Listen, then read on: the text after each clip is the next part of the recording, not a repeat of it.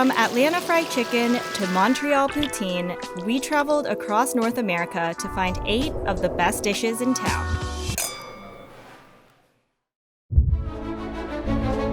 America's favorite pizza topping has time and time again been pepperoni. We visited 3 top-rated restaurants, Prince's, Ruby Rosa, and Emily, to find which pepperoni slice is best in town. Okay, so what are we looking for? So at each spot, we're going to be looking at 3 qualities. 1, thick-cut pepperoni. Each cup should be thick enough to cup up and have that nice crispy exterior. 2, distribution. Since the Ronies are the star of the show, there should be a generous amount of cups on each slice. And 3, overall flavor. The 3 pizzas are all different, so whether the pepperoni is the only topping or not, we're thinking big picture. No singular topping or sauce should overwhelm the palate. Let's go. Let's do it.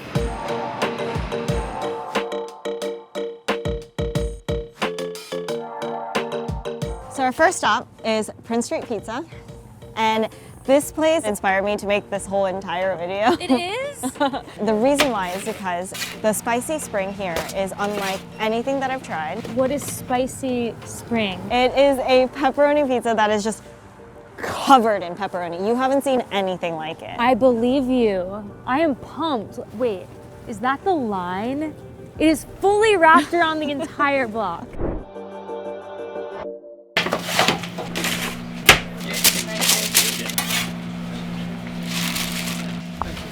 Thank you. Prince Street Pizza started January 2013, and our most famous slice is our spicy spring pepperoni Sicilian. You can't find this pizza anywhere else. With a lot of the slices that we have in the store, they're named after streets in the neighborhood to pay homage to the neighborhood because I have a lot of roots in here. Why Spring Street specifically? It just rhymed. Honestly, it just rhymed. The spicy spring is a Sicilian, a special cut Italian pepperoni, and it has a low moisture fresh mozzarella and this fried diavolo sauce, which is my grandfather's recipe. For the people at home that know what fried diavolo is, it's a spicy marinara sauce. With our pepperoni, it's different from the original types of pepperonis that are really flat and they're kind of like bologna-ish. These ones are the sticks, and we cut them to where it's not too thin and not too thick. You cut it right in the middle. Why do you decide to put so much pepperoni on here? This goes back to what we originally talked about in the video from a couple of years ago. You ever see the movie Casino with Robert De Niro? There's a scene in that movie where he's eating a muffin with another guy. He looks at that guy's muffin, he notices that it has more blueberries in it. He goes, why does your muffin have more blueberries in it than mine? It would get people annoyed that your pepperoni square has more pepperonis than mine. You grab a scoop, even it out, and then go from there. It'll upset people if you don't give an even amount of pepperoni in every slice, like Robert De Niro said.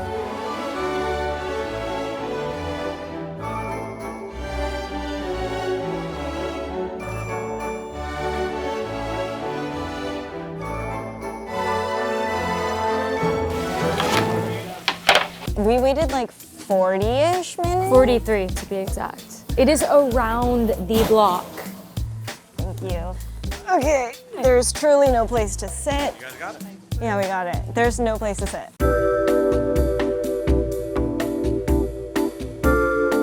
Wait, where is he taking us? Oh. She's stunning. My goodness. Is it anything like you've ever seen before? No, I've literally never seen that many peps before. Honestly, this whole experience is a very new thing for me. Sitting in a basement of a pizza shop. I've never sat in a basement of a pizza shop. Do you have a preference on what slice you want? Yeah. Which one do you want? They're all honestly perfectly beautiful, but let's see, this one's like calling to me. Okay. Even distribution, thick cups. Even, thick. It looks spicy. Let's see if it's spicy. I'm a little worried, like what if it's too salty? There's so many peps. But let's see, let's see, let's see, let's see. Okay. So I don't know if it's because I don't get out much, but I've never had a pepperoni that's cooked like this. Like, do you see the coloring? It's like a beautiful work of art. It's perfectly crispy on the outside and it's thick. And the grease like pools in the middle, like a little like hot tub that you want to go swim in and never leave. No. Okay, cool. How's the crust? So many things going on. You get the caramelization from the pepperoni, but also from the crust. The sauce is spicy and like not wet. Yeah. It's just overwhelming, but in the best way possible. Like overwhelming in the sense that like you're struggling to eat it, but you can't wait to get that next bite because it's just that good. The one thing is that just because it's so greasy, like if another place is less greasy but has the same exact everything. But I don't think the flavors can be this good without the grease. But I know what you're saying. Maybe like drawing the grease back a tiny bit. A smidge. So this is already setting the bar so high. So high. I'm like a little worried. The other two places that we're going to are like unique spins. The pepperoni is still star of the show. It's gonna be really hard to beat this. All right, our second stop, not far from Prince Street, is Ruby Rosa. And this place is an absolute neighborhood gem. Today we will be trying their tie-dye roni pie. So I think the tie-dye roni pie is like just for people who cannot decide what they want to eat, because the tie-dye pie alone, you have tomato sauce, vodka sauce, pesto, all in one pie. Then our other most popular pizza is a classic pepperoni pie. So one day people just started saying, well, I kind of want a pepperoni pie and I kind of want a tie-dye pie. Decided to put it together and it ended up being the best combination on earth. It's the perfect texture of pepperoni just because of how it's cooked. It's got a little bit of everything. If you want that little bit of crisp at the bite, if you want that chewiness, it's got it all. I think it's the thinness that's really like the signature family technique, is that we get the pizzas paper thin. For the tie-dye pizza, we use fresh mozzarella cheese. If you go to a classic slice joint, you're gonna use a low moisture cheese. This is actually a little bit more similar to the pies that you would find Neapolitan style. It's a signature spiral move. So we do tomato on the outside, then a circle of vodka, and then at the end, we add the pesto, also in a spiral formation. What makes our pepperoni different is just the thickness that we slice it, and then that allows it to form that pepperoni cup. I'm like a little hesitant because pesto, vodka, and marinara is a little overwhelming, but I'm interested to see how it tastes. Okay, let's go. Let's just do it. Cheers. Cheers. Oh my god. I'm a big fan. I've never had pesto on pizza. Really? Ever. It's very like herbaceous and it like makes the sauce pop. You know what I mean? How do we feel about the thinness of it? Because it's a lot thinner than Prince Street, right? It's so much thinner than Prince Street, but I kind of like a thin crust because for some reason my brain feels less bad about eating the pizza. It's like less bread. I actually do enjoy how the pepperoni cups here are a little bit thinner. Yeah. Because they crisp up and they're a little crunchier than the ones back at Prince Street. I want like them to make me like a plate of pepperonis. They're crispier because they're thinner, but I feel like because Prince Street is thicker, those cups have a lot more like texture to them. My question for you is though, would you take this over like a classic pepperoni pizza? I feel like it depends on like the day. If I'm craving something like special and wild, I would go for this, but if I'm just craving like a classic pepperoni, I would maybe not. But today I'm feeling wild and I like it. Okay, Herrine, we are going to Emily in Clinton Hill. We are trying the Colony Pizza. It is a trifecta of flavors, salty, sweet, and spicy. That sounds delicious. Yes. So depending on which Emily you go to, you can get a round pie or a square pie. Today we're gonna be trying both. Amazing, let's go. In Clinton Hill at our original location, we serve pizzas from our wood-fired oven that are New York, New Haven style. So round, super thin crust, really fun topping combinations. In addition to Pizza Loves Emily, we also have Emmy Squared Pizza, and we serve Detroit-inspired pizza. I love the Colony most for the honey drizzle and probably the juicy little pepperonis on the top. I think a perfect pepperoni pizza has balance on it. It should have a good amount of pepperoni, but it shouldn't be overwhelming. So we stretch our dough out. We stretch it out very thin. We don't like to have a lot of crust on our dough. So you'll see the tomato sauce goes out all the way to the edge.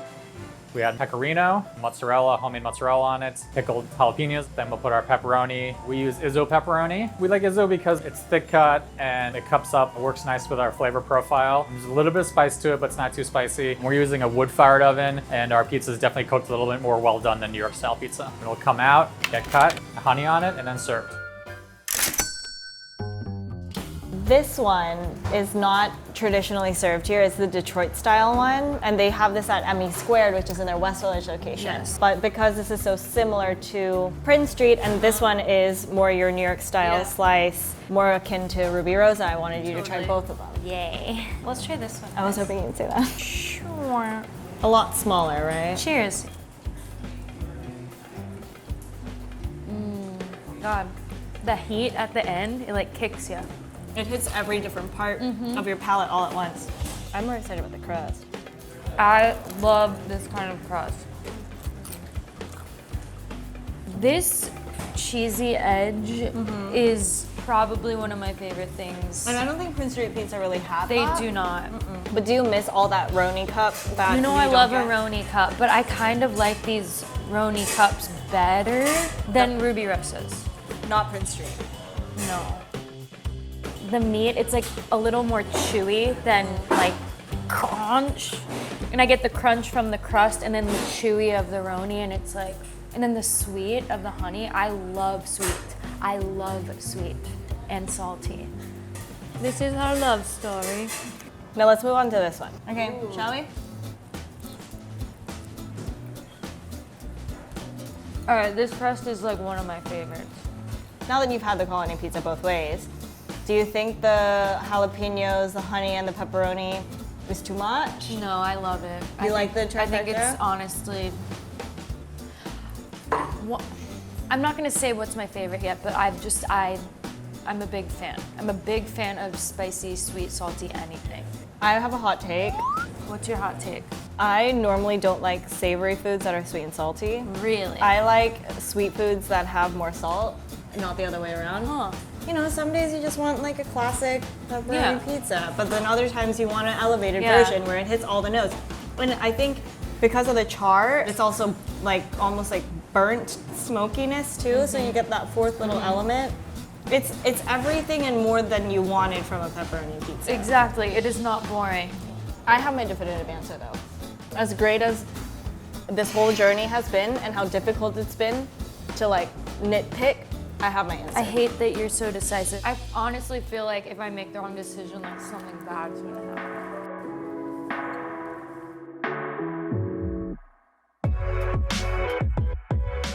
After loads of deliberation, it is time to decide which pepperoni pizza is best in town. Erin, do you have your winner? I have my winner. I'm ready to reveal. 3, 2, 1. Oh my God! I did not think you were gonna put that. I'm surprised. We're off to a great start here. Why did you choose Prince Street? I was torn between Prince Street and Ruby Rosa. Ruby Rosa just because their sauces were so great, but the Ronis were a little too thin for my liking. Prince Street had that perfect, thick pepperoni with a caramelized outer rim, and then the grease just like pooled inside and cupped up beautifully. What about you? I agree. There was so many pepperonis, so many more than the other two places, and they were so thick and crispy and spicy, and the crust was perfectly charred, and the cheese wasn't too overpowering. It was just my favorite slice of pizza I've had in maybe ever. Wow, so not only is this the best pepperoni pizza you had, but the best pizza in New York City? Yes. So what do you guys think? Do you agree with us that Prince Street Pizza is best in town when it comes to pepperoni pizza, or is it just another place? Let us know in the comment section below. Okay, my fingers are about to freeze off. Let's go. I know. Let's get out of here. Bye. Bye. Creamy, rich New York style cheesecake is one of the city's most iconic desserts. We visited 3 famous spots: Venero's, Eileen's Special Cheesecake, and Mazadar Bakery. This is Best in Town. We are on the journey today to find the best cheesecake in New York City. Erin, do we like cheesecake? I don't like anything that's white and creamy and especially thick and white and creamy. Like the texture looking at it. Anyway, a simple cheesecake recipe calls for cream cheese, sugar, and eggs. At each spot, we'll be judging based off of 3 qualities. 1, the filling. It should be smooth, creamy, and light. 2, the topping. It should add a refreshing brightness to a rich cheesecake. And 3, the crust. If there is a crust, it should add texture and flavor to the overall cheesecake. Okay, so we are going to Venero's. It is an icon in the city. It's been around for over 125 years. So this place is supposed to have such a thick, creamy cheesecake. It doesn't even need a crust. Well, we'll see about that. I'm very intrigued. Let's go. Let's do it.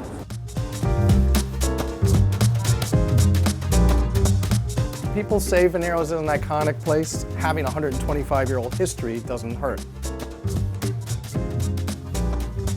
This is what Italian life in New York was. It's the essence of an Italian family. My definition, New York style cream cheesecake. It's got to have the Philadelphia cream cheese. So what makes our New York style cheesecake different than our competitors is that we use the freshest cream cheese, sour cream. Sour cream provides an even richer texture and subtle tang. Another big factor is that we don't use graham cracker. We've never used graham cracker crust. I mean, it just, to us, detracts from the flavor of the New York cheesecake.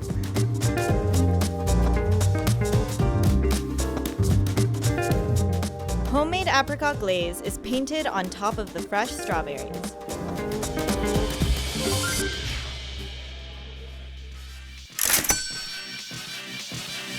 How are we feeling? See, when I think of New York style cheesecake, I think of this one.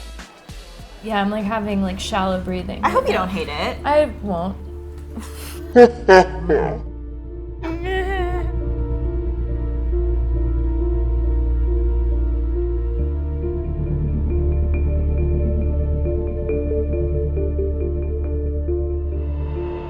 I think it just needs, for me, like the strawberries on top and the apricot glaze, like helped balancing. I love sweet things. Very simple, Yeah. very classic, kind of understated, but still like can speak for itself. A crust will detract from the overall essence of the cheesecake. Yeah. And for that reason, I like that there is no crust. I feel like for a local or a tourist, they would taste this cheesecake and be like, oh, that's a great New York style cheesecake. Yeah, and that's what it's supposed to be. If Eileen's, it's supposed to be lighter, correct? Then that may have won in my book. I'm not sure. I don't know. Okay. The lighter, the better? Who knows? No, I don't. So our second stop is Eileen's Special Cheesecake, Yes. and it is this unassuming, cute little shop in Soho. I've heard of it. It's always super packed. Have you been there before? I have not been there yet. Okay, you're in for a treat because this place has been nominated the best cheesecake, and I've been on so many different tour guides, so I hope you like it. Well, let's go, girl.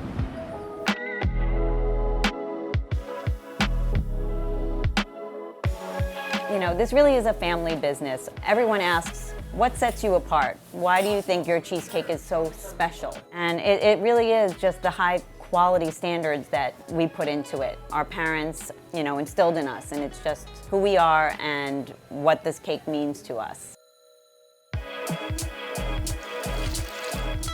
Some traditional New York cheesecakes are very heavy and dense, but what makes our cheesecake a little bit different is its light creaminess. You can just keep eating it and eating it. But can you just tell us how you make a cheesecake step by step? There's certain things process we don't put on.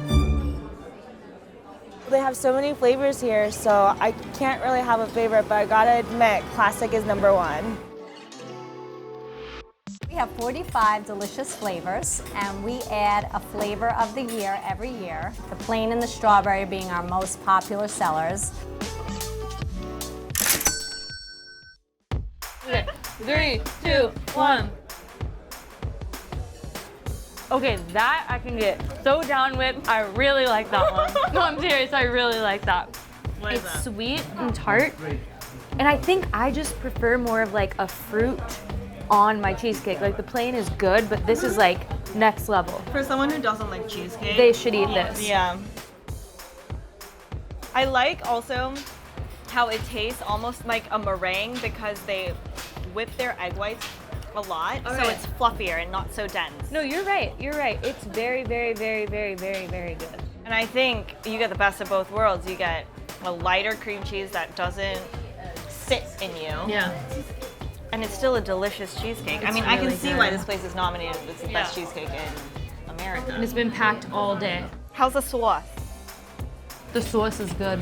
It's like not too sweet or syrupy. It's like, It doesn't taste like artificial. no, not at all. It's real strawberries. Do you want to split the strawberry with me? Yeah. I love that. All right, Eileen. You changed my mind. You like cheesecake now? I don't know, maybe. Stop. I would definitely try more. We'll see you at the next stop. Woo! Cheesecake. So, Erin. Yes. This is our third and final stop. It is. Mazadar Bakery. And this place won the best cheesecake in New York. So I hope that you will like it. We'll see. It includes some ingredients you wouldn't typically find in a New York style cheesecake. So hopefully that pays off. I'm excited. I'm Is this right here? That's here.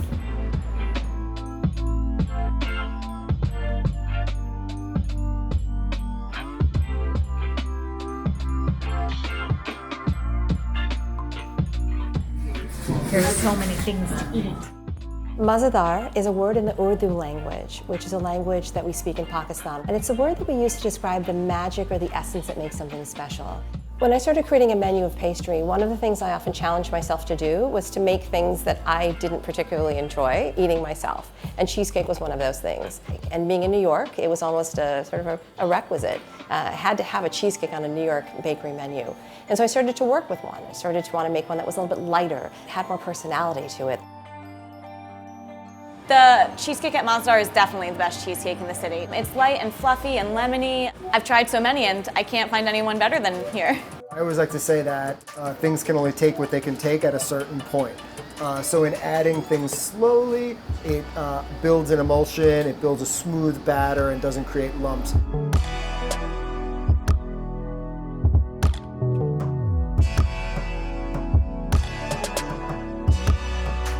What we love about lemon is that it's sort of this flavor that brightens so many different types of food. And what's nice about it is it has the ability to lift and brighten particularly fat. And because there's such a sort of a high fat content in cheesecake because of the sour cream and the cream cheese, the lemon sort of has the ability to kind of brighten and break that up quite a bit.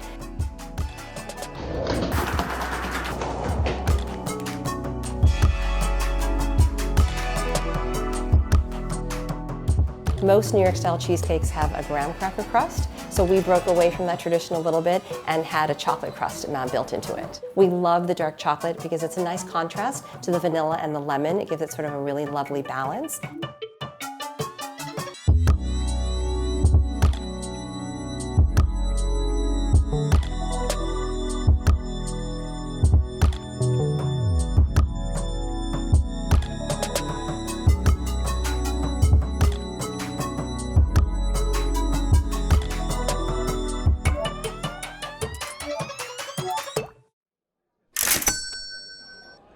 I've been through a journey on the cheesecake train, and this one is looking like my stop. Like the thickness of the crust and the fact that it's chocolate, you know I love chocolate. We're just crust girls in a crust world. Cheers. It's your sweet love. Oh my God. That's the one. That's it. I die for this. I would eat this again. The lightness in the lemon really, really transforms it for me. I think it takes the lemon and the vanilla, take it away in my mind from being this like thick, heavy cream cheese, and it makes it more like a mousse or like a fluffy Custard? Yeah. But this is more dense than Eileen's. Than Eileen's, yes. But the lemon makes it better. This crust is great. The batter with the lemon and the vanilla bean make it a lot more palatable for people who don't like such a thick, dense, cream cheesy taste. Yeah. Well, I'm happy. So I think we have a clear winner in your mind. I don't know. I'm not so sad. I'm sad.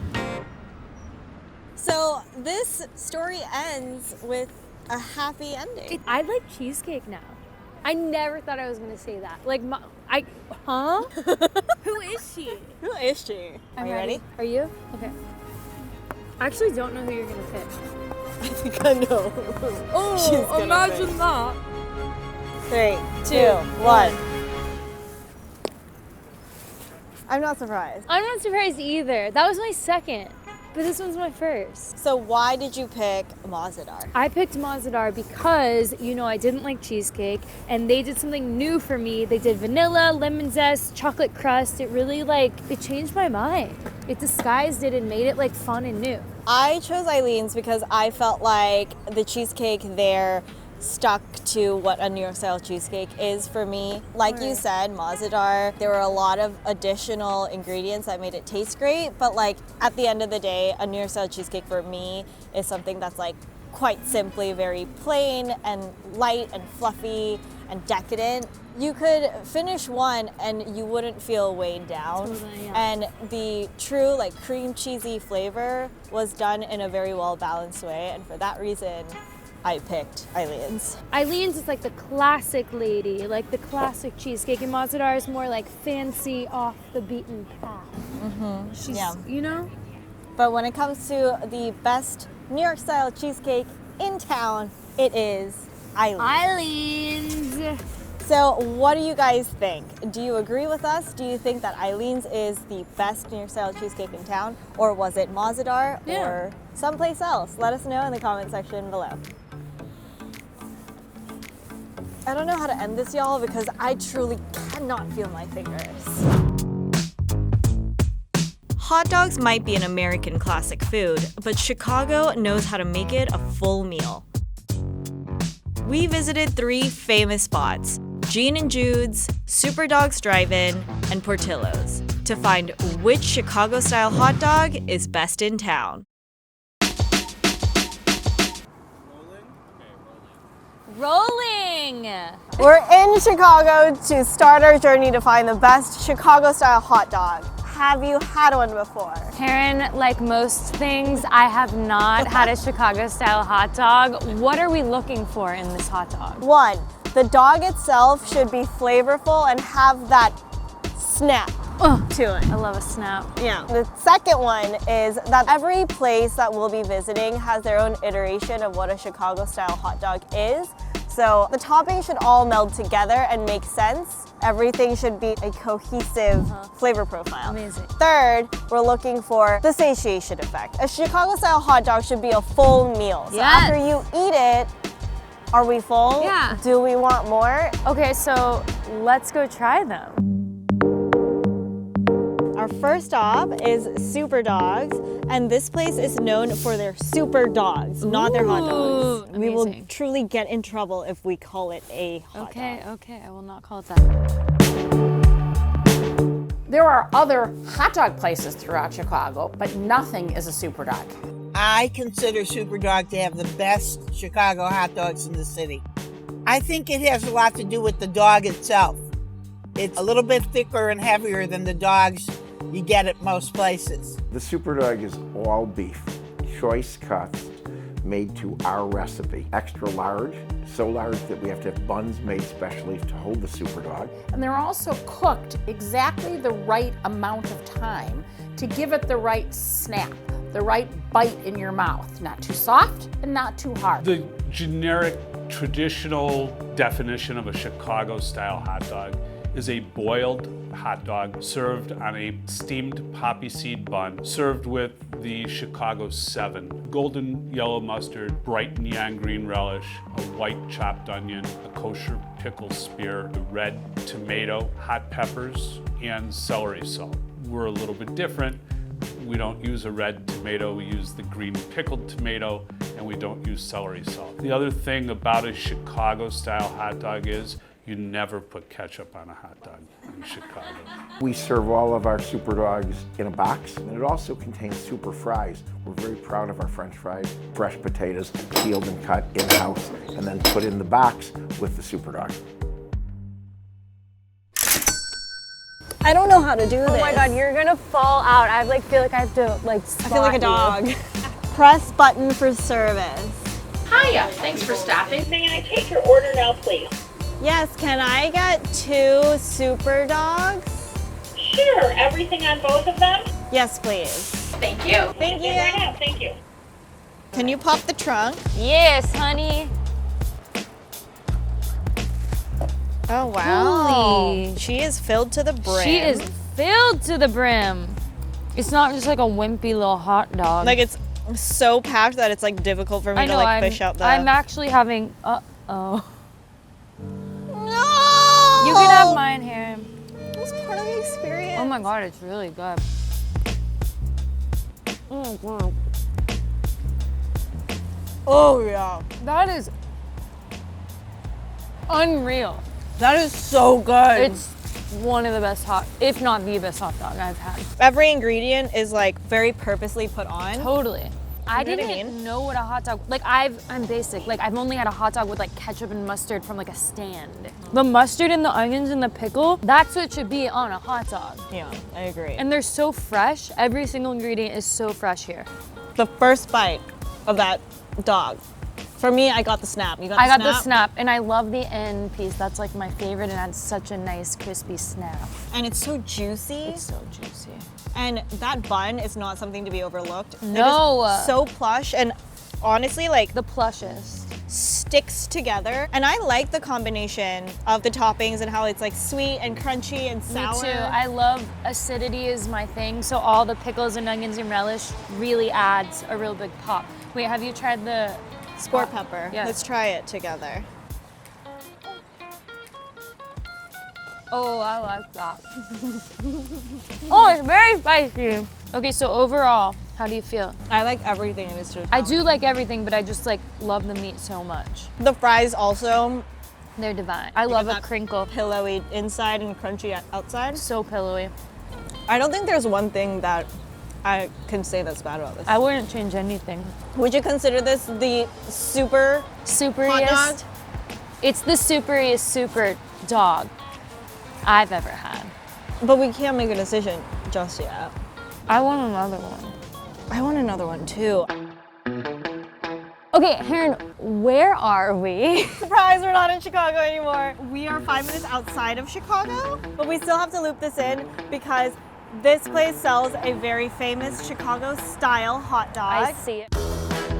So Gina Jude's is a traditional hot dog stand, one of the few remaining in the country. And we're located in River Grove, which is about 5 minutes outside the city limits of Chicago. There's 2 styles of Chicago hot dog. There's a drag through the garden variety, which has tomatoes, pickles, and all that. We do depression dogs, which is kind of the original Chicago hot dog. The depression dog started back in the Depression era when people didn't really have a lot of money and they were looking for a cheaper way to get a lot of food. My uncle decided to take fries and top the hot dog with them as a way to help fill your belly a little bit more and add a little more flavor to the hot dog. The depression dog is actually more iconic to local Chicagoans than the drag through the garden variety. What I love most about the hot dogs here are the authenticity. It really comes with the culture of the community, and I feel like I'm in Chicago when I eat a hot dog here. It's great.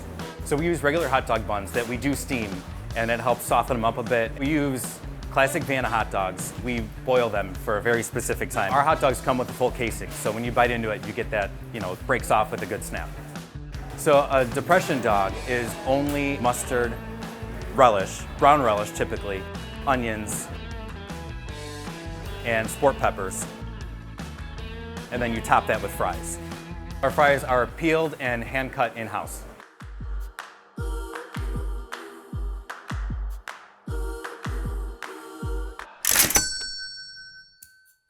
I'm gonna get us napkins. Where are the napkins?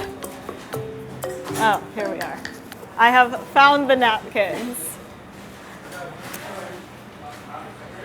Oh my goodness, there's so many fries. Oh my God. You know how like people say like, oh, you're a Holy. snack, this is like the whole meal? Take a few fries off. Okay. And then eat a few fries like, just like to warm yourself up. Oh, heck Solid yeah. fry. So solid. Okay, let's go for it. Cheers. When I saw photos, like I thought it was gonna be too much carbs Yeah. because pile of fries. So I thought topping-wise it would be overwhelming. Yeah. But there is a very pleasant sensation to it when you take a bite and you get all of these like layers I of know. plushy potatoes. They're so plush. And like the flavorful, snappy dog. So snappy. It feels very like comforting and familiar. This is, I feel like, is like the true Midwest thing where it's like a meal is supposed to be like hearty, stick to your bones. You know how like sometimes when you're eating like a regular sandwich, you like put in fries or potato chips? Potato chips, yeah. To like make it taste yeah. better? Yeah, it's like the missing link we've been searching for. The link! Like a sauce, you know? I truly didn't get it. At Superdog, they serve them on the side. And I don't think it would work with like a drag through the garden thing where you would put fries on top. room. There truly is no room. No. And if you're gonna put fries on the hot dog, they better be good. And I'm just gonna say it. These are my favorite fries. Really? Yes. Why? I love a crinkle cut, sure, but I find that with crinkle cut, sometimes they get like dry and like they're not as flavorful to me. These are so greasy and like satisfying. It's very smart that they use this kind of fry, like you said, because it like sops up all that extra juice. If we're judging on the satiation, you're getting a full-on serving of French fries on top of the hot dog. Like, there's no amount of vegetables or other kind of toppings is gonna fill you up. Absolutely not. There's no way. How do you feel about the bun here? No poppy seeds. This might be a hot take, but I don't see the appeal of a poppy seed bun, really, like when it comes to taste. Yeah, it doesn't really add anything. Yeah. So at Superdog, they use electric green relish. Yes. How do you feel this is different from that? This is a brown relish. Is this one as sweet? No, I think it's more tangy. I like the way that this one complements with the French fries. The flavor profile for the depression dog, I feel like, is more acidic and sour, tangy, versus like the sweet, sour, salty that you would get from a garden. Totally. Hot dog. I fully 100% agree. It's gonna be hard to compare this with a drag through the garden hot dog. Because they're so different. Our next stop is Portillo's, obviously. It is Chicago's famous fast casual restaurant, and they are known for their Chicago style hot dogs. Everyone I talk to is like, you have to go to Portillo's. Yeah, I'm so excited. I am too. Let's go. Go. 240, put in my hero, 250. Portillo's is definitely considered a Chicago institution. This is the first time I've had a Chicago hot dog, and what I think separates it from others is it's got all the ingredients that you wouldn't get on a regular hot dog. 10 out of 10. The Chicago style hot dog we sell more of than any other item. So our dogs are special because, for one, they're Vienna. The hot dog itself is also smoked, which with the casing, that's what gives it that little snap, that crunch when you bite into it. I think that because of the smoking process, they have a little bit more flavor. In my definition, a Chicago style hot dog is like a melting pot of flavors. So you have a steamed bun, you have a crisp, warm hot dog, you have mustard, you have relish, you have onions, you have tomatoes. The fresh tomatoes, it gives it a little bit of a bite to it as opposed to any other kind of tomato. A pickled tomato might be a little bit too tangy. Then you have pickles, sport peppers, and celery salt. The celery salt is a key ingredient because celery salt is a very strong flavored salt that meshes well with the other flavors. I do want to say that the hot dogs and the fries are sold separately, and the other places you get it all in one. Yes. So in terms of like satiability, we only will be judging on the dog. The dog itself is very slim. She's slim and thin. She's been going to the gym. It's half vegetable, half dog. Do you want to bite? Yeah. Cheers. Cheers. Oh my God.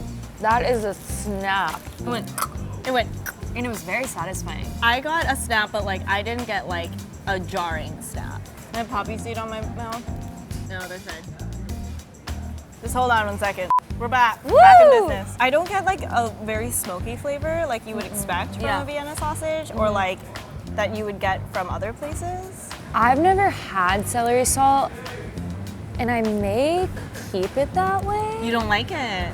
I don't love celery salt. I love the hot dog, I love everything that's on it, but the celery salt doesn't necessarily like up it for me. I'm very familiar with this dog and celery salt. Like celery salt provides like that extra like herbaceousness and earthiness to a dog that like already has so many like vegetables on it. Yeah. The anatomy is 50% vegetable. Yeah, it's truly dragged through the garden.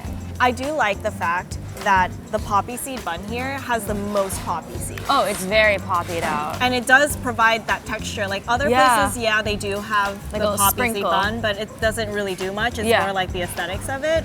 This place, like it's there, it provides that texture. The bun itself, I do think it's a little thick just because the sausage is very small and thin. Yeah.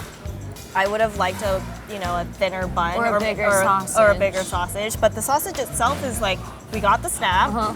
It's very flavorful. It's not as fatty as Super Dogs. Do you like the fresh tomatoes or the pickled tomatoes better? Considering the pickled tomato for me fell off the moment I opened the box. I remember that. You tried mine though. I tried yours. I like the pickled tomato. Same, more. like by far. Because like, if you even think about like a hamburger and you put a tomato on it, it doesn't really add much to it. You know what I mean? I agree, and I love all the other toppings, but tomatoes always just like.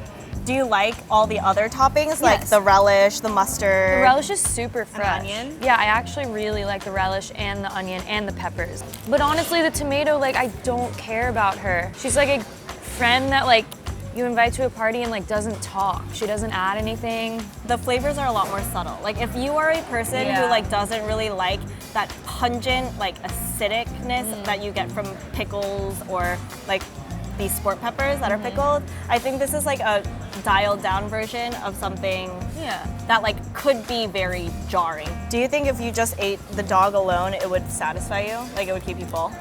I don't think so. The biggest thing I would change is the size of the dog. Compared to all the toppings, I feel like the dog gets lost. And I really like the dog and it's just kind of disappearing. It's so juicy and that snap was the snappiest snap that I've ever snapped. There was more of a snap for me at Super Dog. And also the freshness of the ingredients.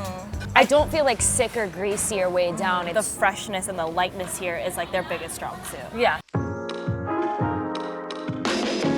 Now is the time we've all been waiting for. Yes. The verdict. Okay, Let's do it. I know my answer. 3, 2, 1. Okay, Yay! this is very easy. Yay! So for why? So why for you? For me, it was like a no-brainer because the dog at Super Dogs was my favorite. It was the biggest. The toppings were perfect. They were so flavorful, so fresh. All the pickled onions and tomato and relish, like I died for it. I agree. I mean, the dog itself was so big that they had to make their own custom buns to fit that dog. And the fact that they put pickled tomato versus like the regular fresh tomato, I thought added that extra zing. And it was the best flavor profile of the combination of toppings. You got the salty, the spicy, the tangy, the sour. A little sweet too. A little sweet, yeah. They had it figured out to a science. And the fact that the super fries came with the Super Dog made it a full, satisfying meal. Yeah. And the experience itself, I mean. So fun, so nostalgic. None. Yes, I love a drive-in. So very clearly, Super Dogs is our winner. Yay! What do you guys think? Is your favorite Super Dog something else? Let us know in the comment section. Bye! Bye! There's nothing more indulgent than a luxurious steak dinner. I'm actually tearing up. We visited 3 iconic restaurants in the city, Delmonico's, Peter Luger, and Keen's, to find which steak is best in town. So there's amazing steakhouses all over the world, but New York City has the best steakhouses because they've been perfecting the craft for centuries. I mean, the 3 places that we're going to are truly old school New York and are institutions of this city. And at each place, we'll be asking the chef or owner what they recommend us getting as first timers. At every location, Erin and I will be judging off of 3 qualities. 1, a perfect medium rare. 2, a beautiful, well-seasoned crust. And 3, a juicy, melt-in-your-mouth, flavorful inside. It sounds so good. I know, I'm so ready. Let's go. All right, let's eat steak. Herrine, we're at our first stop, Delmonico's. It is the first fine dining restaurant, not only in New York City, but the entire country. I cannot wait. I cannot wait either. Let's do it. What I love most about this place is the quality that they put into aging their beef, the atmosphere, the tradition that so few restaurants have these days in New York City. I think Delmonico's played a huge role in making steak what it is today. Back in the 1800s, the Delmonico brothers were butchering meat out in the street, out in front of the restaurant. So the Delmonico steak back then was whatever cut they thought was the best. Today we believe that the boneless ribeye, because of the fat content and the marbling, is the best steak. So we always use the boneless ribeye.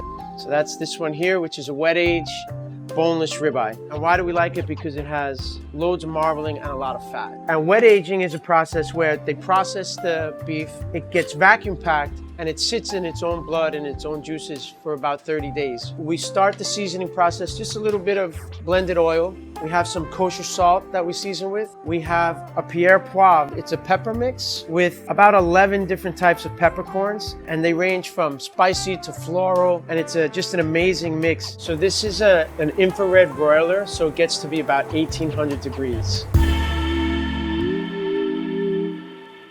After the steaks are cooked, we let them rest, and then when we pick them up, all the steaks are finished with a little Maldon sea salt, and then we have here a mixture of Wagyu beef fat and butter. The sides I like with the steaks are number one, the Delmonico potato. Then we had an asparagus carbonara, and then finally the cannellini. We just serve it with a little pickled raisins and a little Parmesan cheese. Oh my go. goodness, Thank you. she's gorgeous. She's stunning. Thank you. Asparagus potato. Thank you so Thank much. you This so is such much. a beautiful spread. Wow, this beautiful charring The is... char is unbelievable.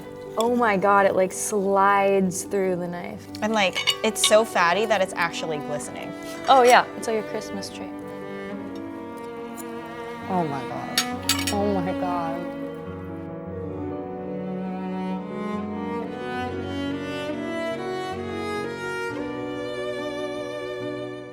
The char, honestly, contrasting with the like melty, juicy middle, makes my mouth explode. And the sea salt on top, oh my goodness. Unbelievable. I can't tell it.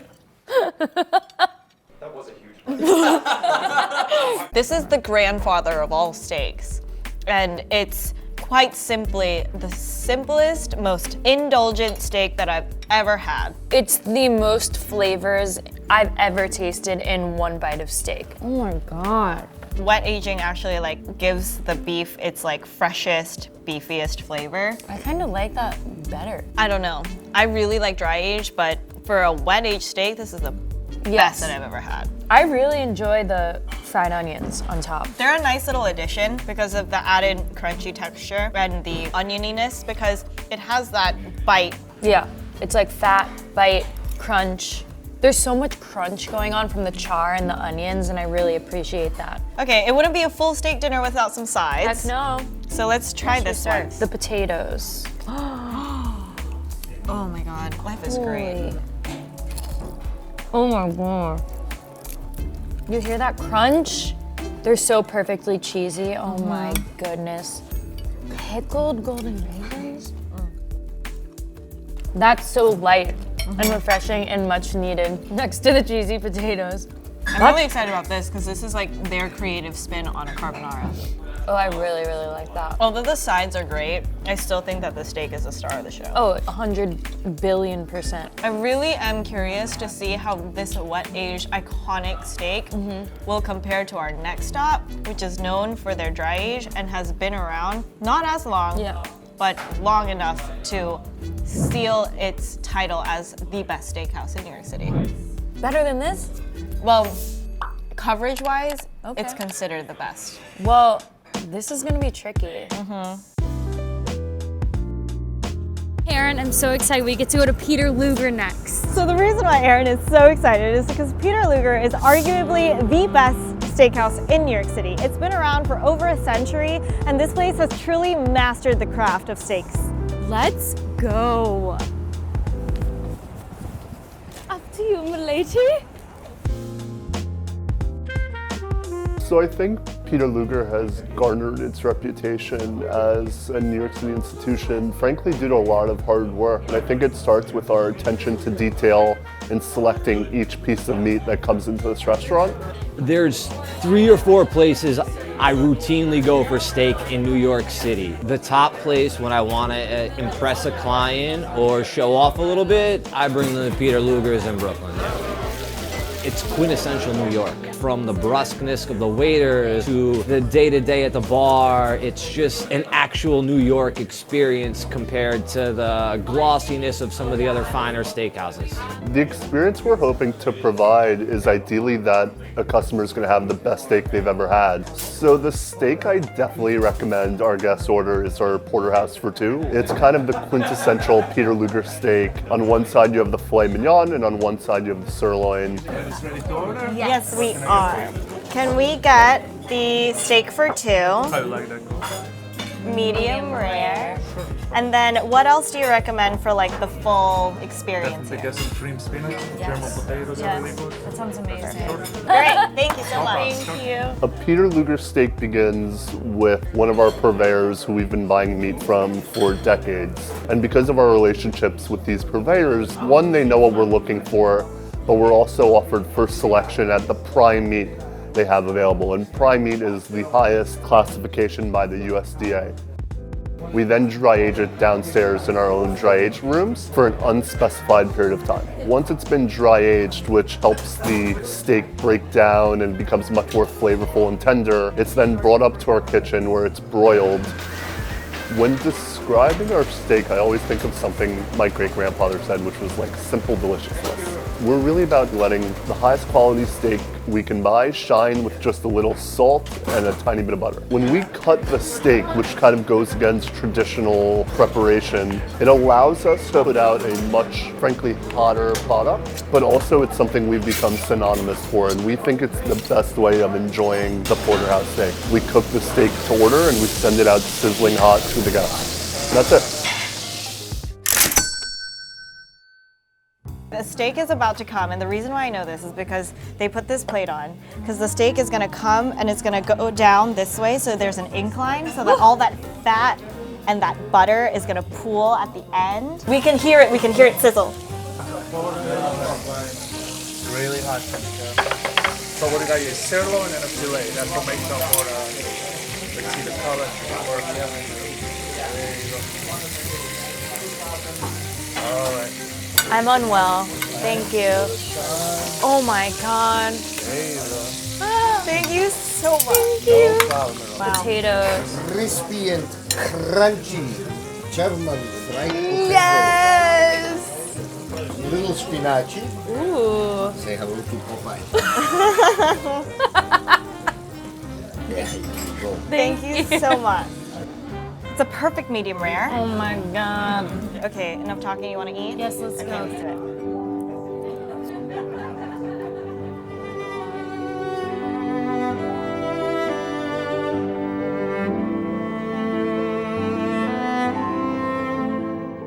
I never wanted that to end. That was one of the most beautiful things I've ever ingested.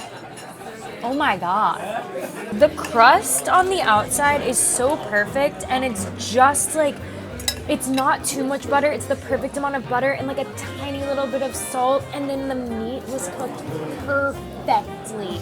Like it melted in my mouth. You got that little bit of the charring, smoky taste, and it's crunchy, but the inside is so soft. David said that the filet is the best part here. The aromas coming out of this. You know when you're like, you have something so good, you're at a loss for words. That has only happened to me a handful of times. And the first time I had the steak here, that just happened to me. The amount of salt is so ideal, like I don't know how they measured that. Like how did they make it so perfect? Because this place has been around for 150 years and they know what they're doing. Like they have history on their backs, sure, but they also have expertise. I mean, all the people who have worked here are not like 1 to 2 years on their back. No, like these people have been around for decades. Yeah. Which you can tell, like our waiters were amazing. This is like truly a meal suited for queens. But the sides aren't even like an afterthought. No. The cream spinach is like just the perfect amount of salty, creamy. You're still getting like your fair share of vegetables. The potatoes are my favorite. Like the char and the onions. It's like a little salty and like a little sweet from the caramelization. Oh my God. I know you love this steak. I love it so much. But you also love the other steak. I did. I love steak, period. Yeah, I don't have a definitive answer yet. I have like a idea, but I don't have a definitive either, which is surprising to me, but. Let's just be in the moment and Okay. enjoy the steak, All right. and then we'll figure it out later. Okay, so where's our last stop? Our last stop is Keen's. It's 2 years older than Peter Luger, and this place is famous for their mutton chop. I do not like mutton chop. Well, that's good because we're not coming for the mutton chop, we're coming for the steak. The porterhouse for two. Let's dine. Keen's fits into the old world steakhouse category because of its history. Things really haven't changed around here in the past 100 years or so. There are not a lot of restaurants that can say that these days. This is a letter from President Abraham Lincoln to a woman who lost 5 sons in the Civil War, dated November 21st, 1864. I've been coming here for more than 30 years. And what makes you keep coming back? Well, I like all the food here. The steak is particularly delicious. There's no place that looks like Keen's. It's one of the most historic, nicest looking restaurants in the city. I think the reason we stand out is because of the quality of the meat. That really is the bottom line. Our porterhouse is special because we only use USDA Prime, which is the top grade of beef that's graded in the U.S. We hand select. In the category of USDA Prime, there are better pieces and lesser pieces. So we get first pick at our purveyors, and we pick the finest pieces that we can find. Look at that piece right there, that's a beauty. And then we dry age on premise for a period of time, and that dry aging process evaporates water, which intensifies the meat flavor, and it also tenderizes the meat. So over time, the proteins start to break down and make the meat softer. And then in its preparation, we just simply season it and prepare it really minimally, just broil to the temperature that the customer desires. I would order a porterhouse, and it's for 2 people, with our delicious cream spinach.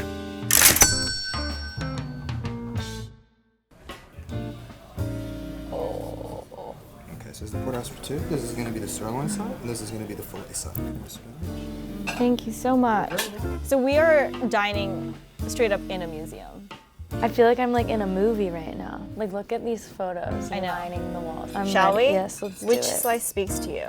I think I'm gonna start with the I'll start with sirloin. that too. This section is supposed to be the most bold and juicy in flavor. It looks super juicy. Perfect medium rare. Hold on. Salivating. Me too. Cheers.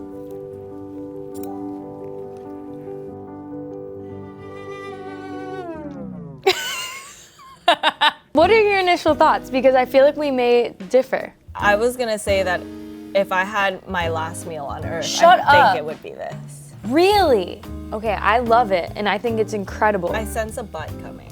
But oh no. No! No, it's not. It's not. It's amazing. This is like an epic, amazing steak. But I'm thinking of like all 3 together now. Like, what would you pick? This or Peter Luger? The fat on the sirloin is so perfect, and they carve it in-house, so you get that perfect proportion of meat to fat, and the fat is perfectly rendered down where you can get a little sliver of that fattiness with like the already so tender, juicy steak. It's the perfect proportion. It's cooked perfectly. There's that char on the outside, and then they sprinkle a little bit of sea salt. It's so simple, but oh my God, they have perfected the steak. Can we taste the? Yep. Okay. So I have been here a lot. I've also been to all of the other steakhouses a lot. Yeah. When I come here with my boyfriend, I fight with him over the fillet. Really? But I want to see what you think. Look at that thickness. Do you see that thickness? She is beautiful. And fillet's always been my favorite, so let's see. And it just, look how. Oh my God. It's so juicy. I think of all the 3 places that we've been to, this place has the juiciest steak. And I mean, I love fat and I love butter, but sometimes it can be a bit overwhelming and like make me feel sick, and this is the perfect amount of fat to meat. Oh. Oh, that's freaking good. You want to try the cream spinach? Thank you. Eat your veggies. Oh my God. That's the best cream smoothie I've ever had. I take this and like run. You're like, we're done here. Bye. I don't even want to say near perfect steak. This is the perfect steak. I think the only thing that I would change is I have a little bit of like I like crave salt.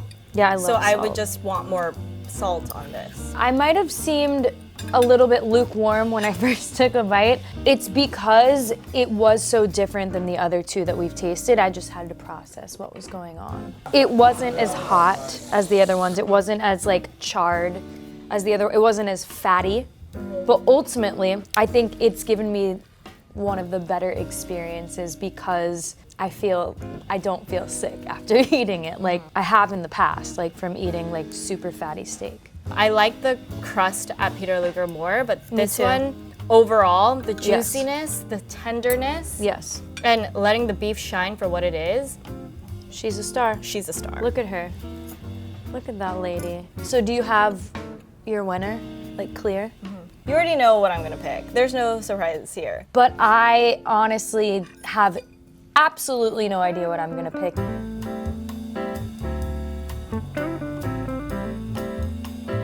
I'm curious to see yours. All right, shall we? Okay, yes. Three, 3, 2, 1. Okay. Well, duh. Yeah. You I had a mean, religious experience here. I Like, if you didn't pick that, I'd be shocked. But I'm not surprised that you picked Delmonico's, but give me your reasons why. Okay, so for me, the crust on the steak, on the Delmonico steak, made everything, and then the onions on top, the little crunch, and the sea salt. I loved the sea salt, but then also Keen's had sea salt, so this was in close second for me. The tenderness of the Delmonico steak, it truly melted with the fat. It was so fatty. But I did feel a little, the only critique is I felt like very full after. Like, offensively full. Oh my God. Like, I do have to agree. Delmonico steak, as delicious as it was a little bit too fatty for my liking. It's so indulgent, and for me, it was a little too indulgent. Okay. The reason why I picked Keen's is because that juiciness is unattainable anywhere else. You get 2 cuts of like the king cuts of beef. Truly. And so it's a good bang for your buck. It's also delicious. You get the versatility in the cuts, and that seasoning, that simpleness, but just executed so well is the reason why it was my pick. But when we're talking about taste alone, I feel like as much as Delmonico's is great, you get the versatility of cuts and the simplicity of letting the beef shine at Keen's. The beef was the star. Like, so I think the she's star leaning at into Keen's. me. God, I hate when you like convince me, but I do feel like you're right. You're right.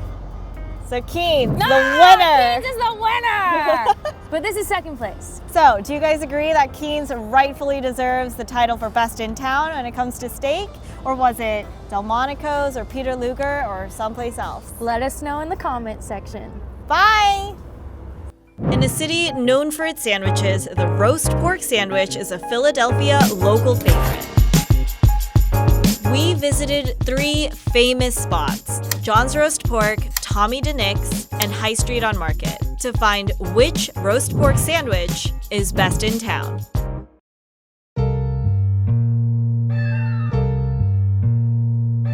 So Erin, cheesesteak is probably the most iconic legendary sandwich in the city, but the roast pork sandwich is just as popular, if not more.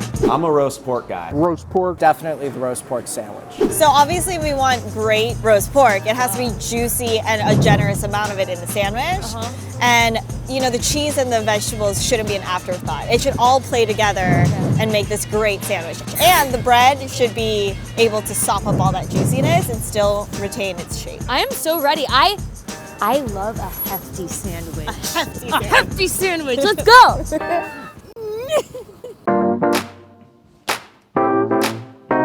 So we are in South Philly right now, and we are going to John's Roast Pork. This place is a institution, and they are famous for its namesake sandwich and also its cheesesteak. Look, the little piggy. Yeah, that's gonna be us by the end of this video. The roast pork is really special. It is just a great blend of flavors when done correctly. I've had roast pork sandwiches everywhere you can find them, and I've never found one like this. Roast pork in South Philadelphia is one of the traditions, and absolutely love it. The reason why it's so popular in Philadelphia, especially South Philadelphia, is when we would have family get-togethers, weddings, they would have roast pork sandwiches. That became associated with celebrations. What goes into our pork sandwich is a lot of TLC. It's my grandfather's recipe. We still do it the same way. We'll get a fresh ham, and it has the bone in it. You take the big bone in the middle out, butterfly it, leave the tailbone in, season the inside. Just use your 5 favorite ingredients, herbs and spices, because it's too many competing flavors. Like 5 is the perfect number. You tie it up, we cover it with salt, roast it in the oven for 6 hours, take it out, put it in the refrigerator, let it sit overnight, then you slice it on the machine real thin. It would not be good if you did it hand sliced. It's not like roast beef, it would be chewy. Cut the bag, roll up. There's our beautiful bread. When assembling the pork sandwich, the first thing we have to do is take the top part of the inside of the roll out, because we put so much meat, it just wouldn't fit. 2 handfuls of sharp provolone. And the way you know it's good sharp provolone if it's bits and pieces. Then the pork goes on, forkful on at a time. The gravy is the most important thing. So you take those drippings, and that's the secret that I can't tell you about, is how we, extract the gravy. Then you would put the spinach, sauteed spinach on top. Why spinach? Why not broccoli? There are things that are very, in Italian we say shabby. It doesn't really have a lot of taste to it. Oh, my pork, Jesus, it's loaded with taste. So it doesn't need broccoli to rob. And then you would just ladle full gravy and you're done. Squeeze the roll. We're trying to. They're both really cute. This one is like got a little personality. I mean, they both do, right? They both do, yeah. Let's start with the classic version All right, first. the bread looks amazing. It's a juicy girl. It's dripping. All right, shall we? Yep. Yup, that's it. Oh my god. That might be just the juiciest sandwich I've ever Hands had. down in my entire life. Like more than a roast beef. More than like a French dip. I really dig this. I like this better than a cheesesteak. I'm gonna say it. Do you know what I mean when I say that the roast pork sandwich is much more balanced? You get the sharpness and the pungency of the sharp provolone. And then you get like the salty, fatty, herby roast pork. And then you get like the vegetal, earthy taste of the spinach. No, I agree. Like John said, an outlier ingredient, because most of the time it's with broccoli rabe. The spinach, because it's like cooked and like sauteed in like garlic and oil, it provides like this almost like additional silky texture that makes it a lot more juicy and enjoyable. And then the crunchiness of the bread holds all those like wet, soppy, amazing gravy. ingredients. That's also the a secret. gravy, and the bread just tops all of it up. Do you want to try the roast pork by itself? Yeah, it's so tender. Normally roast pork, I feel like, is a very lean meat, but honestly very generous helping of the gravy. And the way that he trims the ham in-house, I think he like leaves some of that fat on there. So this is a fattier roast pork than what I'm used to. I feel like they've done pork better than I've ever had it. One thing I will say, it is a little too sharp. Hold on, can we try this one? Yo, the lesson for today, mustard and roast pork, match made in heaven. He knows what he's doing. But for the sake of this video, we should be only judging on this one. So my biggest curiosity is, you haven't had a roast pork sandwich with a broccoli rabe, which is like I have not. is like the classic combination. So I wonder if that's going to like kind of like tilt your... I have no idea. So this is another iconic place. It is the most essential shop in Reading Terminal Market. It's the Nick's. They were nominated for the roast pork sandwich, the best sandwich in America. The best sandwich in America. The best sandwich in That is America. amazing. Look how cute this place is. I know, there's so many things. Let's go. Our recipe has been passed down. My father learned with his father, and I did with my father. That being said, there's no great secret here. It's just kind of good basics. I love the way that the roll absorbs all that juicy goodness. It feels authentic. It feels Italian. A few years back, Adam Richmond named us the best sandwich in the country, which was humbling. Oh, wow. Well, My brother. actually, when we won Best Sandwich in America, John from John's Roast Pork called us. So that was a very nice thing. We have the local butcher shop right around the corner here in the market. We get those fresh hams. We season them and tie them up to our liking. Salt, pepper, and garlic, and rosemary, and marjoram, and thyme. We put them in a roasting pan with a pig skin and onion, and then they go into the oven. So they're roasted for approximately 5 hours. We make a stock as we're going along, roasting the roast pork. Pull them from the oven, let them cool down. They go into the walk-in box for 24 hours. And then the next day, they will be sliced because they need to be sliced cold. We take the cold sliced roast pork throughout the day, which then gets put right into the stock, which is so hot, it heats up just in moments because it's sliced so thin. First timer, I would definitely suggest getting roast pork with sharp provolone and broccoli rabe. It is quite good with broccoli rabe and provolone. It works all very well together. Broccoli rabe is kind of depending, a lot of people who haven't had it before might not take to it. It's a strong flavor. It's a bitter green. And then depending on how you like it, if you like it a little bit wet, we put some more gravy, stock, au jus on top of it. Look, the bread sopped up that juice. And this is the first one that you're having with broccoli rabe. This so is like true. the traditional way of having it. And I'm a fan of broccoli rabe. Let's try the pork by itself, shall we? That's really good. That's insane how such a lean cut of pork Oh my god. can be that flavorful.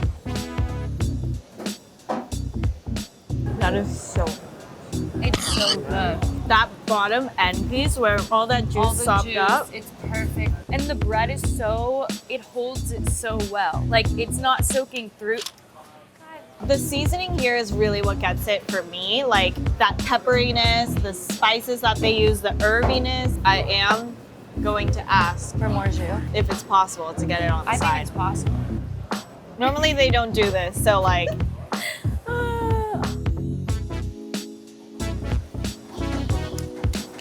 In hindsight, that must have been a little too much.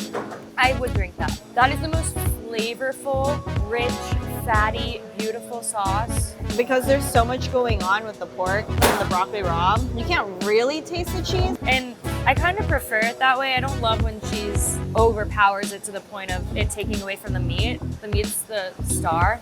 And the bread for me is, everything really complements each other. I love it. This sandwich is, I don't want to say it's perfect because I feel like there's always room for perfection, but this is the closest thing. Last and final stop is High Street on Market. Ooh. And this place has a new interpretation on the roast pork sandwich. Yes, and you told me it was a fancy roast pork sandwich. What does that mean? All I know is that they use a Lancaster pork and fermented broccoli. Ooh. So I don't know, this should be an experience. That actually sounds lovely. Let's check it out. High Street being a chef-driven restaurant, we really took the effort to really deconstruct what is a classic roast pork sandwich and chefed it up. And that's what makes it really unique. It's hard to make a roast pork sandwich feel like you're eating clean, but they're just using the best ingredients, yeah. So how does it fit in with the other pork sandwiches in Philly? I mean, the bread makes it stand out. So the semolina sesame seed roll is perfect because it has this nice, crisp, crunchy outside, and then the sesame obviously adds an amazing flavor to it. The sandwich is left a little bit open, and it goes into the oven, and the cheese melts, and the bread gets even toastier. The pork comes from Lancaster County. It's slow roasted. It's glazed with garlic and honey. We cure it first. So we put a lot of work into the pork. Part of the beauty of the roast pork sandwich is the texture and the layering of all the different ingredients. So as Avery was saying, we slice it very thin. The broccoli rabe is fermented. So it's fermented just like kimchi is, fermented for 5 days. Anchovies, lemon, cabbage. And we decided to ferment the broccoli rabe because we're always looking to create extra umami and to give additional flavor. Sharp provolone is the classic roast pork cheese that has been used forever. It just adds the aged, cheesy flavor that you want to combine with roast pork. And then we add a roasted long hot pepper. I'm excited. I'm Korean, so I love kimchi. I'm really excited to try how this broccoli rabe plays with all the flavors. Let's do it. Wow. I really enjoy that. It's so different than the last two. Yeah, I feel like I've said this so many times. So the roast pork sandwich is so balanced. Yeah. And there's so many things going on, but this one really, like, when I took a first bite of it, I felt like every part of my mouth, it was hitting It's like all bam, these, bam, bam, bam, bam, bam, bam. So much going on. That broccoli rabe is delightful. The pork itself also, it's like as sumptuous and like juicy as John's roast pork, but it's not as fatty. True. It's a lot leaner. And even though this is sharp provolone, it's a lot more subtle and like, like held back, because I think the broccoli rabe and the roast pork really kind of like shine through. Yes. It's not as juicy as like John's roast pork where it was like dripping. And you know, like they're adding these fancier touches, but it's not just for the sake of being fancy. I feel like everything was so well thought out. Yes, yes, yes. And I love how the pork, there's ribbons of it. So compared to the other two, do you prefer broccoli rabe or spinach? Broccoli rabe. Is there anything that you would change or like any qualms you have with the sandwich? For me here, the roast pork is the star, but I prefer a little fattier.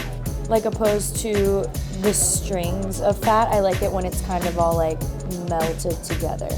The only thing that I would want is a little bit more crunch of the broccoli rabe. It's hard to like redo a classic and make it your own and make it work, but I think But still stick to the classic, like the structure of it's it just all. like a new little twist, and I think they've done a really, really good job.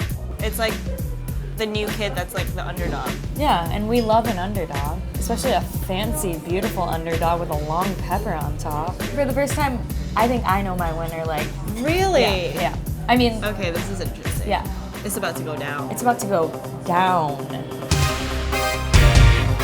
I think we can finally agree that this city is truly the sandwich heaven. It's Sandwich Town, USA. We had a sandwich time. But are we gonna agree on which one is the best? 3, 2, 1. Okay. No. Why? What? No, I'm not gonna let you win this one, Herrine. Here's the thing, you said, Erin, we're gonna go get the best roast pork sandwich. This was the best roast pork sandwich. Every single ingredient, perfectly paired together. The bread, the spinach. While I love broccoli rabe, the spinach works so much better with the sandwich. The broccoli rabe was too bitter for me. The cheese was great. They scooped out the bread and they put so much pork. The pork was so juicy, so flavorful. How can you not agree with me? I don't think I've ever seen this animated before. I'm upset. I don't think I can lay down the arguments as well as you just did. For me, I picked High Street on Market because I thought the bread, the way that they made it fresh in-house, it was toasted, it had all those sesame seeds on top. The bread was amazing. I loved that fermented broccoli rabe. It was very truly good. unlike anything else. I think of all 3 places, the vegetables there were the best. And I also liked how the provolone there was not as sharp. The pork, it wasn't as fatty as John's roast pork, but it did have quite a good amount of marbling. I do have to agree with you in hindsight, like the roast pork at John's had the best pork, and for a roast pork sandwich, the pork is the most important part. I feel happy to concede. I'm okay with this. I do think that John's roast pork had the best roast pork sandwich in Philadelphia. It was the best in town. Title of show, best in town. That's what we're looking for, guys. So what do you guys think? What is your favorite roast pork sandwich? Was it John's roast pork? Was it High Street? Was it somewhere we haven't been yet? Let us know in the comment section below. One of Canada's most iconic dishes is poutine, but Montreal is the city to get the best. We visited 3 famous restaurants, Ma Poule Mouillée, La Banquise, and Au Pied de Cochon, to find the best poutine in town.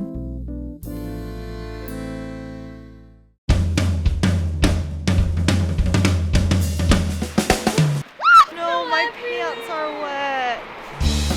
Based off of the comments last season, we are in Montreal to find the best poutine. Yes! And if you do not know, poutine is a Canadian dish that's like fries covered in gravy and cheese curds. What qualities are we looking for? We are looking for... Okay. Sorry. So we are looking for fries that have a crispy outside and a nice plush inside. And the cheese curds should be flavorful and fresh, nice and melty. People say that the fresher the curd, the squeakier it is. The gravy should be thick and flavorful, and there should be enough of it to coat all the fries and curds. At each location, we will be asking which poutine we should get and judge based off of that.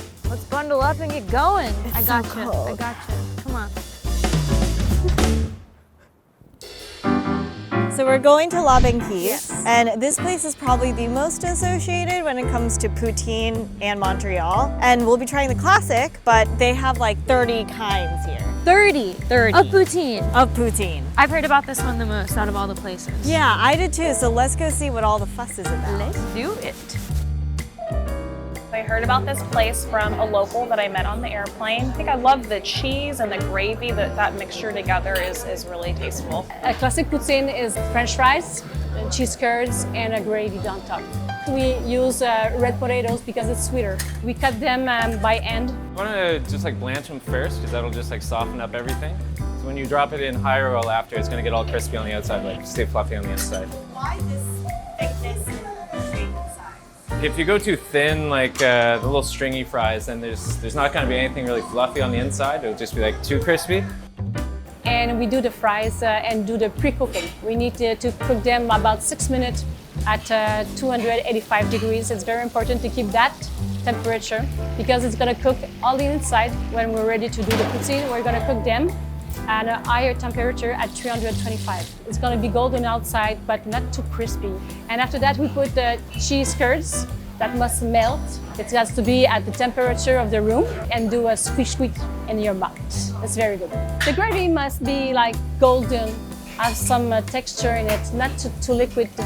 It's got to be a bit spicy too.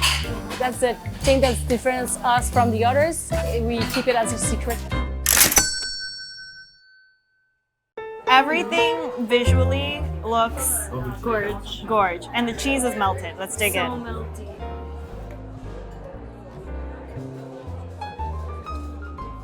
I got the squeak. I got the squeak too, and I thought I wouldn't like the squeak. It was like, oh, look at this steam. And it's so cold out. This is so satisfying. So right off the bat, we know that the curds here are fresh. They're melted because of that piping hot gravy. I'm gonna try the potato by itself.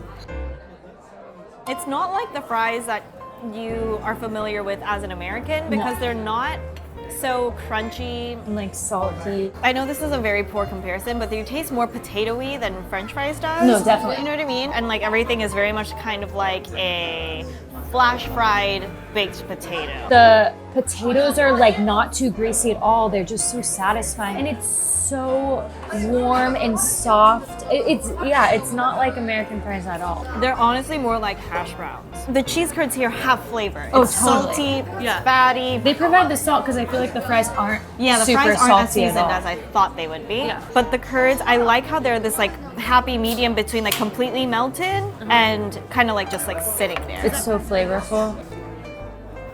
So the gravy itself, it's not so thick. It doesn't like coat your mouth. It just complements the fry. I disagree. I feel like I'm not getting like a beefy flavor or like a hearty like. It is more just like salty and fun. I think it is great on its own.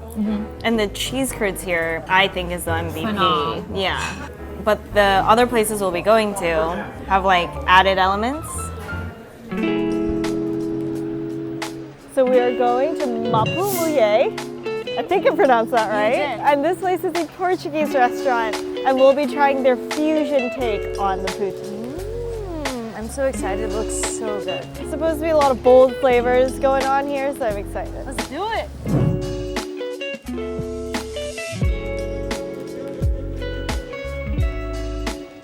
Poutine is the takeout restaurant with the grill of the charcoal. We're working mainly with the chicken. The most popular in Poutine is the poutine.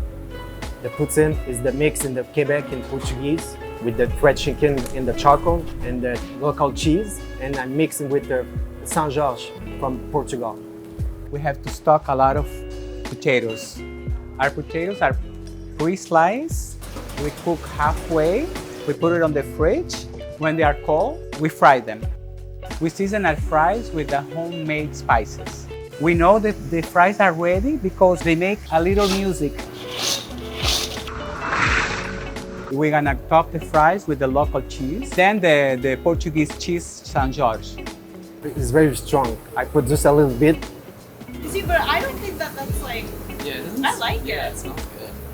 Oh, but it has a scent. Yes, yes. This is a charcoal grill. It's a Portuguese chicken, and we grill around half an hour. The seasoning is garlic, paprika, and salt. Put also black pepper. The charcoal gives the chicken a smoky flavor, and inside it's very tender. Yeah. And now we're grilling the Portuguese sausage, chorizo. With the meat, it's different. It's not like just cheese. The meat is delicious. Put some life in the poutine. We chop the chicken and the chorizo fresh to water. And finally the gravy. Oh my God. It's a homemade sauce. It's another secret.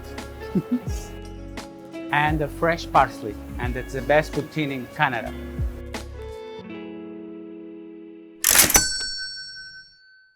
I'm very excited to try this one. The gravy looks so much more dark, thick and viscous. The meat, I'm a huge chorizo fan. Me too, I love chorizo. And the chicken looks so good. This looks epic. I know, it's like loaded up. This is honestly a bit much.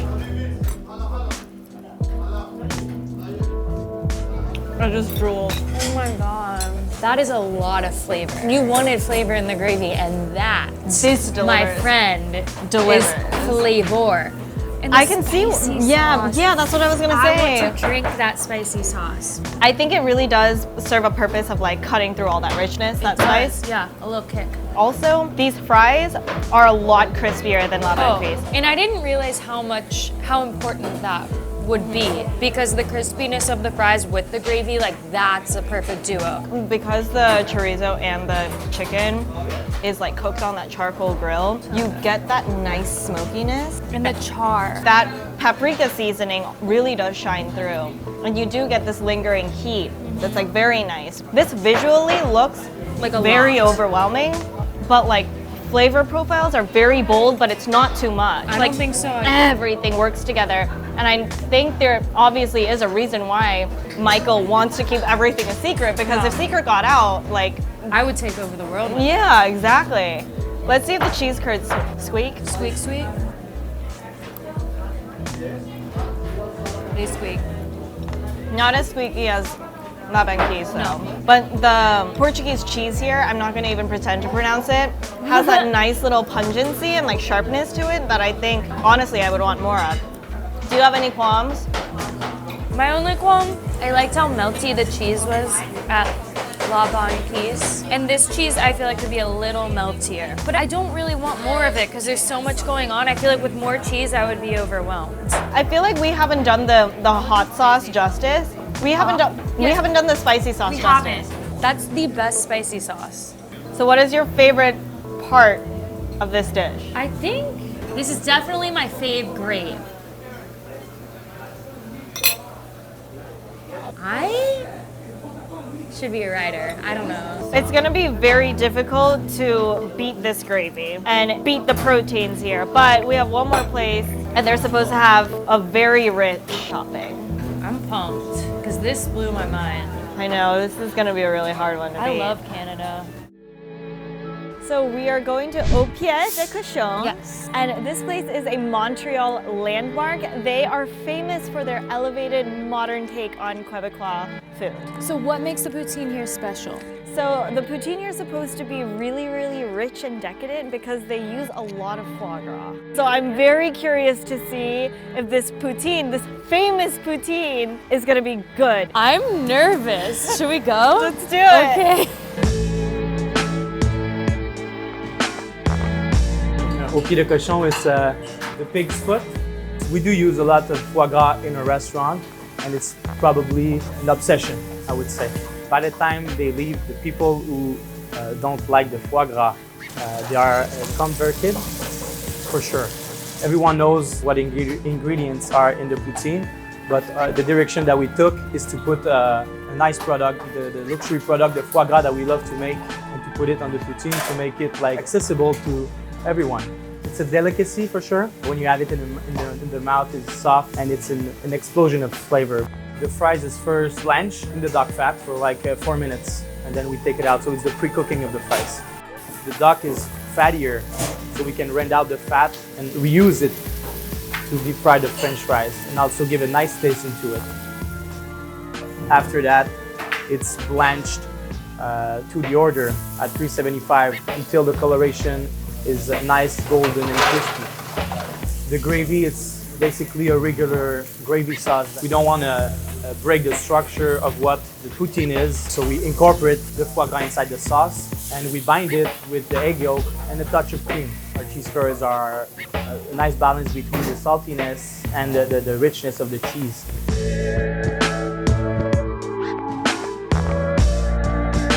The trick was to not denaturalize the poutine. We have the sauce, we have the fries, we have the cheese curds, but also you want the texture of the foie gras in your mouth. If you miss one ingredient, you break everything. So you need to be structured with your product. And then we put the foie gras up top. And then goes the regular gravy for decoration. Touch of fresh herbs, so chopped parsley up top. I'm very skeptical, Erin. It's new to me. This place is a destination, like truly people around the world have come here to try this famous poutine. So like being a person who does not like foie gras and so for someone who's never tried it, I'm really curious to see if we're gonna like this. I'm gonna just go right in for it. I think that is foie gras. The gravy here is like a lot more creamy and thick in consistency. Not as thick as ma poulet mouillard. Shall we? I'm so nervous, Herrine, but yes.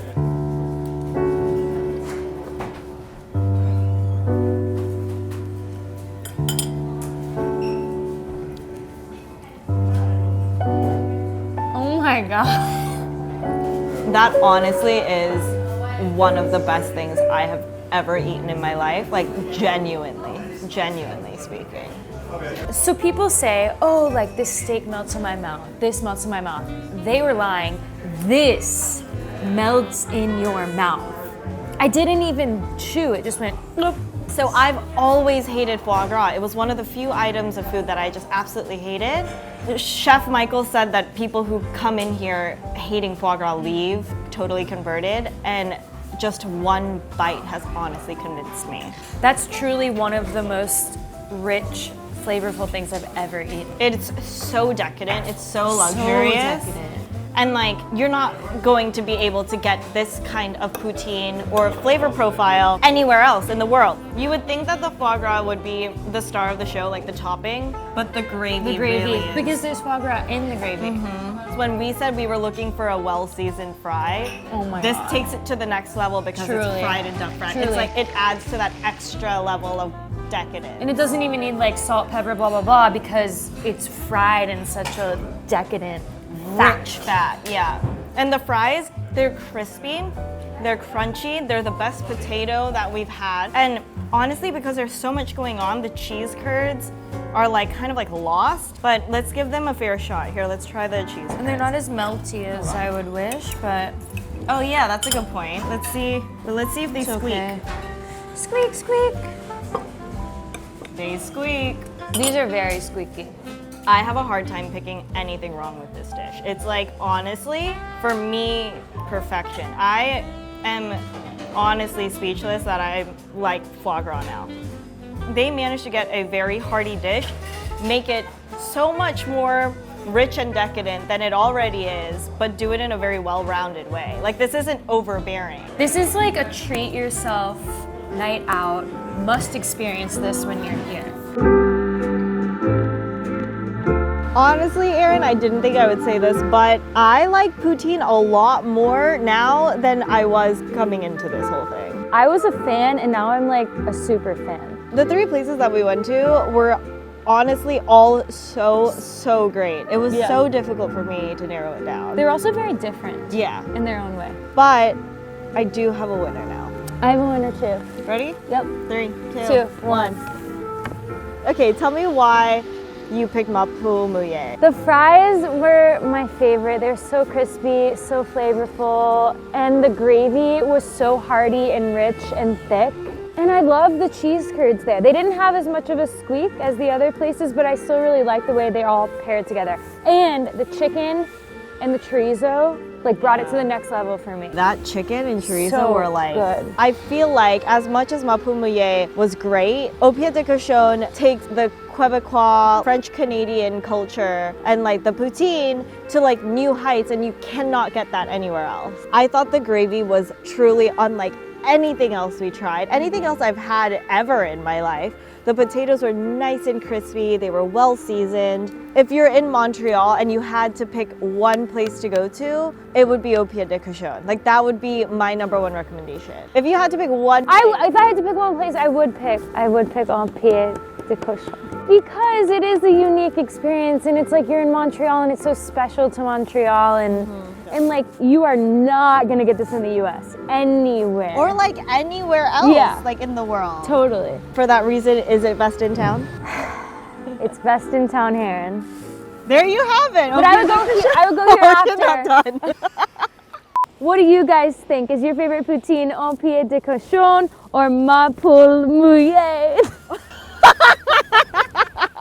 Can you say them? I literally get so nervous. Do you think Au Pied de Cochon is best in town when it comes to the best poutine, or is it Mapumuye or some place that we haven't visited? Let us know in the comment section below. Bye! Atlanta is home to some of the greatest fried chicken. For us, fried chicken is Southern. It's a tradition in Atlanta. It's a traditional Sunday dinner. Honestly, that crisp is unlike anything that I've had before. We visited 3 famous spots: Busy Bee Cafe, Mary Mac's Tea Room, and JCT Kitchen and Bar to find which fried chicken is best in town.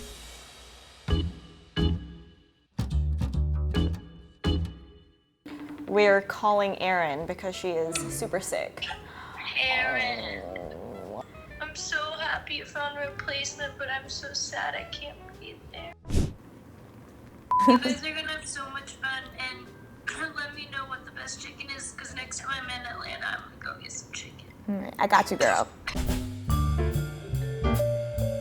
So we're in Atlanta, Georgia. This is my home state, my home city, and I'm so excited to find the best fried chicken in town. Alana, how does it feel to be back? I feel honestly super hungry. I miss the show. I miss traveling to all these places, eating all this great food. And I do remember that season 2, we had our fair share of chicken. We do know chicken quite well. So Alana, what are the qualities we're looking for? Okay, so #1, it has to have a crispy coating. It has to be super crunchy on the outside, it has to be seasoned, and it can't be too greasy. #2, juicy chicken. The chicken should be the star of the show, and the moment you take a bite into the fried chicken, it should be moist and flavorful. And 3, the sides. Some of the places we're going to today has sides come with the chicken. Others, you have to order a la carte, but either way, the sides have to stand great on their own as well as an accompaniment to the chicken. Okay, I think we have a great quality rubric situation going on. Let's go. Let's go. So we're headed to Busy Bee Cafe. And this place is an Atlanta staple since it opened in 1947. And just like its name, this place is busy like all the time. Yeah, and I've been doing some research on this place, and apparently they've won tons of awards. But Southern cooking is, it brings back memories for people, because when it's a lot involved and people love it, and they can tell that you took your time to do it. So it's really that cook's passion for what she does. You can taste it in the food. Soulful for us is a traditional way that African Americans cook. And what it is a generation of passing where parents teach daughters or sons how to cook, and then you put your take on it. What is your addition to your fried chicken recipe? They just salt and peppered it when I got here. So I added more spices. I changed the flour they were using. I used a much lighter flour. And we actually cook ours in a pressure fryer. A pressure fryer to me duplicated what my grandmother did in a cast iron skillet with the crispy skin and the seasoned meat that was still juicy. It's juicy, it's really, really light, it's seasoned well, and it kind of tastes like my grandma's. What are the seasonings? Everything's a secret. I just gave you the basic stuff. We used to use a white lily flour, which is really, really light, but we incorporate that with a little cake flour that makes it even lighter and crispier. It's fried in peanut oil, which is not greasy. It works well with the flavors, the seasonings that we use on the chicken. The sides we offer for a first timer, we would recommend the collard greens, the macaroni and cheese, and the candy yams. Those are the top items that's on literally every plate. We don't call you real Southern unless you're really eating collards. If your grandmother had a bite of your fried chicken, what do you think she would say? Oh, my grandmother would be so proud of me. But the first thing she would say is not as good as mine.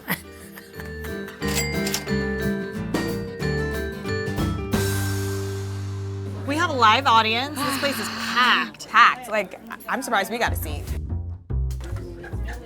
The coating is great. You can just see the crisps just falling off. And it's not greasy. All right, shall we?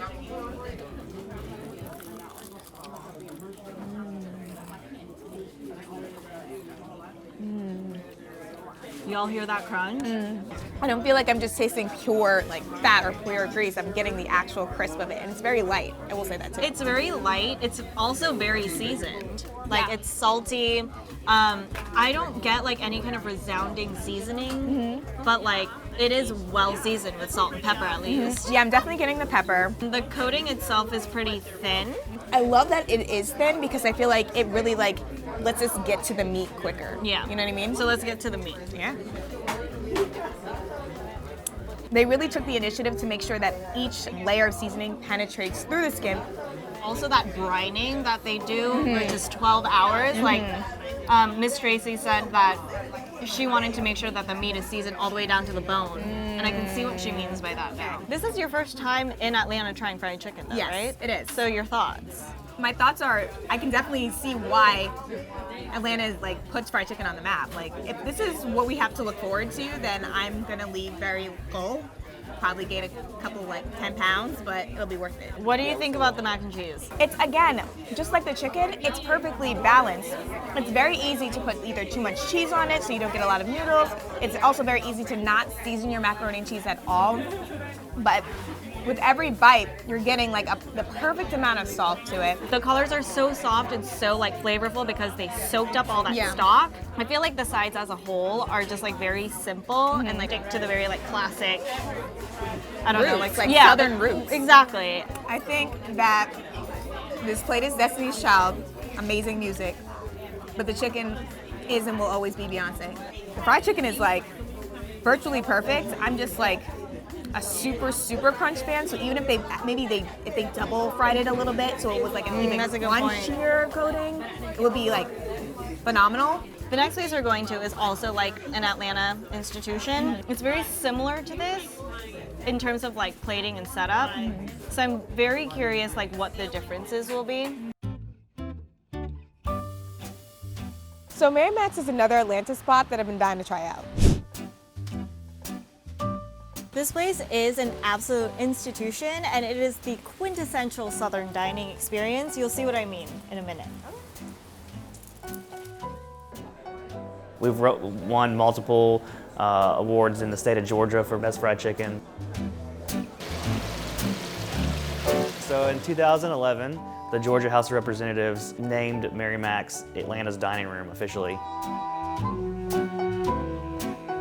So my parents are here because they insisted on seeing me work. So they're eating at a separate table and they ordered the fried chicken. Let's go see what they think. Hi, Oma. Hi, Opa. This fried chicken is one of a good, I have tasted before. And they're very soft and very fresh.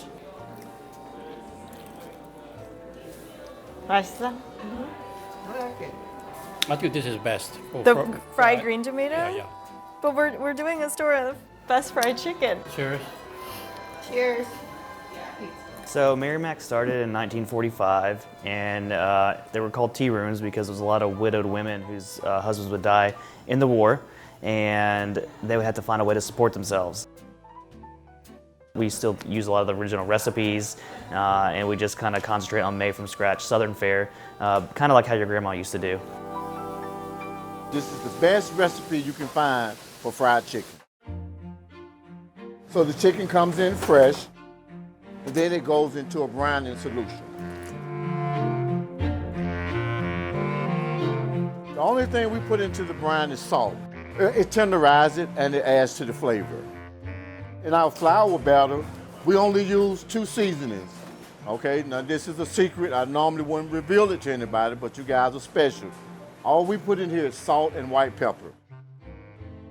When you're coating it in this flour mix, you get a good coating on it because once it hits the oil automatically seals that flour in. We use canola oil. And then once it cooked, we wanted to get golden brown, have a good crunch to it, and then when you bite into it, oh my God, that's when you're gonna get all the flavor and all the juices. I'd say the most popular is probably the 4-piece fried chicken, just because you get to try all the pieces of the bird. It comes with 2 sides. I'd say the mac and cheese is popular, and you have to go with some collards. A lot of people always add an extra third on there, and I'd say you gotta do sweet potato. This macaroni and cheese dough, okay. Shall we? Yeah, because it has a crust. Yeah, I like a good crust on a mac and cheese.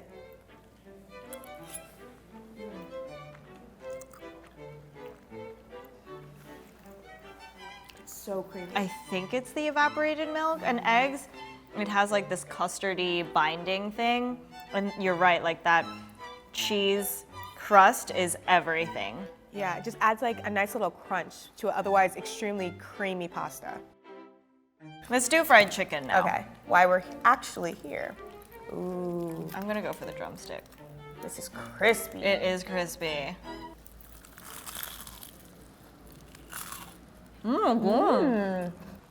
It's very juicy. I think the skin here is crispier and more flavorful than Busy Bee. The meat, I'm not getting as much juice, but the coating is like very, very crispy and light.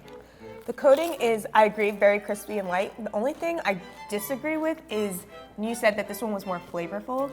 I actually thought the opposite. I think Busy Bees did a really great job seasoning it for me, whereas this one is very like lightly seasoned, you know, more traditional Southern fried chicken without the bells and whistles. It's just good plain fried chicken. It's almost like pork crackling. Yeah.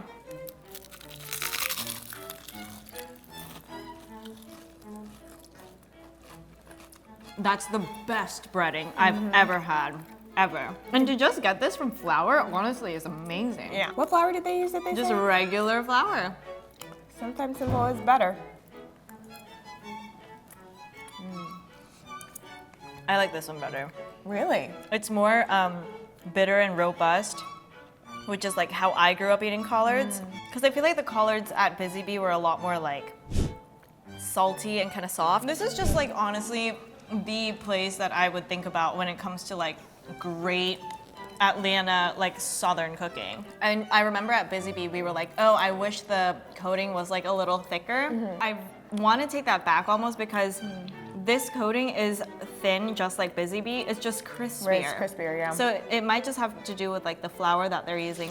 For you, do you think that the canola oil made it a little bit crispier? I'm not too sure if like the oil itself had a factor on like the crispiness. I think it has more of like the flavor. Because you do get like an additional like nutty flavor with the peanut oil, but I don't miss it. All right, so I think for me at the next place, the only way that this could be topped is if we had that crispy skin. But since the next place we're going to is a little bit more modern, maybe it's teensy, bit more seasoned, just a little bit. I agree with you. I feel like if JCT has a more seasoned meat and juicier meat and a breading that is literally this, but just with more spices, then it would win it for me. So compared to the other two spots, JCT is like a new kid on the block, but I've been doing some research and I don't think we can count this chicken out. That's true. This place has been on so many media sites. I'm curious to see how it stands up to the two OGs. For us, JCT is really based in a lot of French and European technique, and what we do that is Southern is we source all of our ingredients in the South.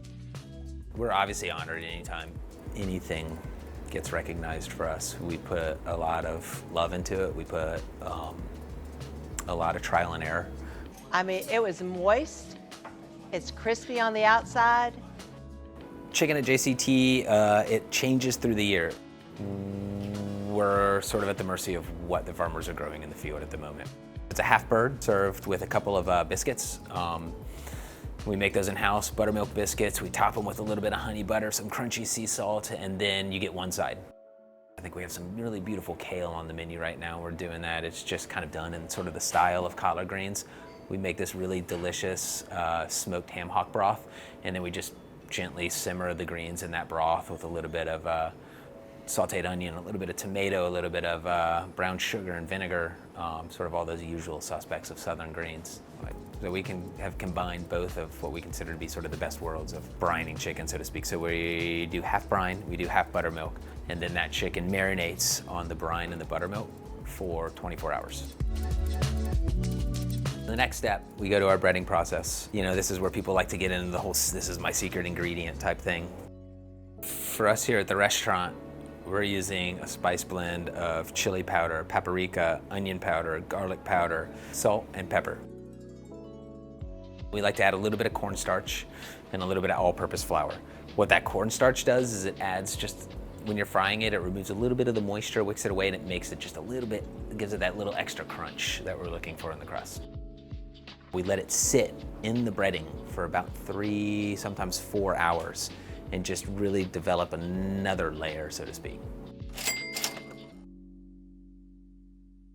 I want to start eating the chicken now because I really want to eat the biscuits.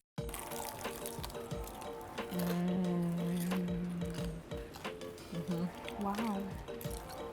This is borderline illegal. Okay, Herrine, what do you think about the crust? Just like we originally thought, the coating here is a lot thicker than the two other places, and it's, I feel like the seasoning here is a lot more pronounced than the other two places. Here there's like a pronounced spice and like a specific kick to it that I don't think we got at the other places. What do you think about the meat inside though, flavor-wise? This is very, very tender, and it's still very seasoned. I think all of the flavor is on the skin, but the crust is just like shining so brightly that I don't miss the seasoning on the meat, if that makes sense. I think it complements each other. Yeah, and the cornstarch is probably why the skin is so crunchy. Yeah, and how they let it just sit. I think that's really smart. It's almost like a double breading situation. That's how crispy it is. Which is what I was missing at Busy Bees. And at Mary Mac's, like, it had a lighter coating. Still, I think the crunch was a lot more pronounced at Mary Mac's. I know you were talking, but I'm really distracted by this biscuit. Okay, yeah, let's do that. Let's do that. That might be the best biscuit I've ever had. You know how we talked about how sides should like complement the chicken? I have an idea. What if we took some of the chicken, right, and made like a little sandwich?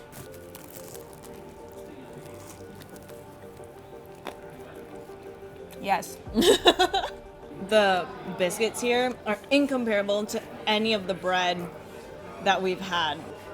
Shall we move on to the greens? Yes, we shall. Flavor-wise, I'm missing like the riblets that you get from collards that give you that added texture. I do like a little bit of texture, a little bit something to bite into, and I felt like these are a little bit too much on the soft side for me. But flavor-wise, it's obviously much more loaded. There are much more components in this. Yeah. I think overall, I'm shocked because this isn't a traditional like soul food spot. Again, when I think of fried chicken, I automatically go to soul food, especially when we're in the South. And the fact that they kind of pride themselves on almost a French style of cuisine is just shocking that it's this good. I feel like we touched on 3 very different spots. Yeah, they all had their own charm, and they all kind of represented what I think of when I think of the South. But we do have to pick a winner, so are you ready to reveal? It's hard, but I think I got one. 3, 2, 1. I can't say that I'm surprised. I have to say that I am a little bit surprised. Why'd you pick Mary Mac's? The fried chicken at Mary Mac's is very simple, but like simple in the way that like I love Southern food, if that makes sense. Like every element I feel like was just executed perfectly. That breading especially, it was so crispy, it was so thin, it was so crunchy. The chicken meat itself was very moist and flavorful. Even the white meat was juicy.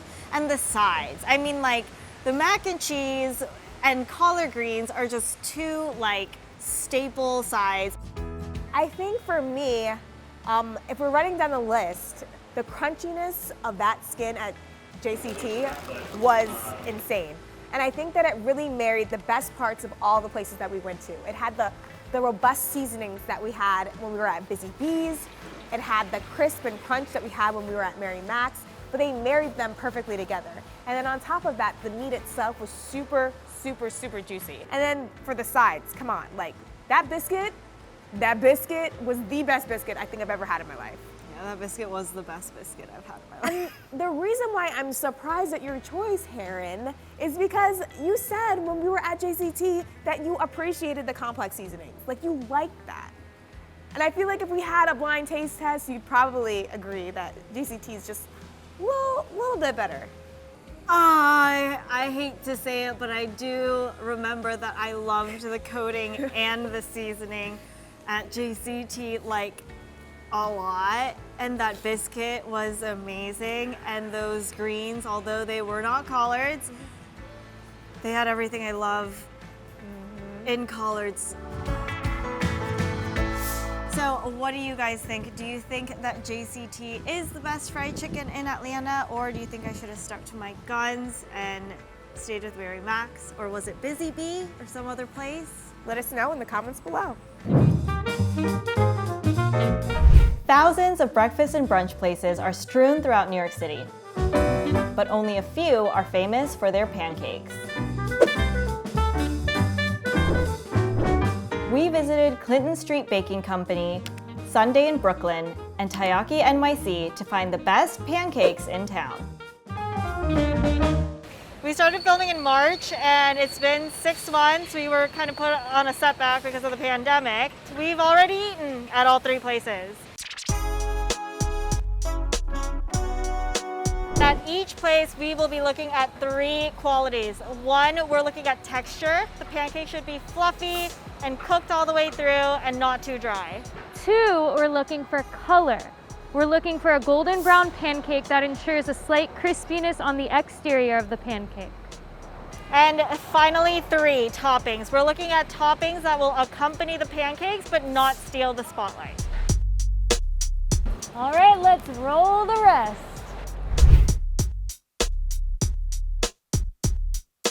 So we're going to Clinton Street Baking Company.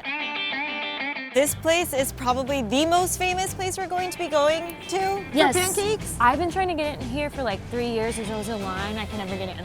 This place honestly has won so many awards for their blueberry pancakes, and that's what we're going to be trying. I am so excited, Herrine. Let's go. Let's go.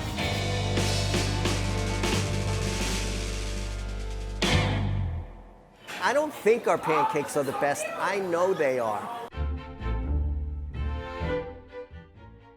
They're just like the perfect balance of sweet, savory, luxurious deliciousness. The recipe is not secret. It's more of the technique and the procedure of the way it's put together that makes them so special. Plus great ingredients. Basically, a pancake is a cake batter.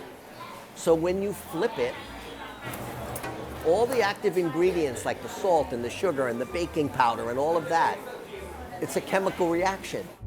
When you flipped it, that's when it rose. And those active ingredients are making a cake rise. And that's the less scientific explanation for it. Are you guys learning anything here? I'm learning so much. We do a sprinkling of fresh wild Maine blueberries.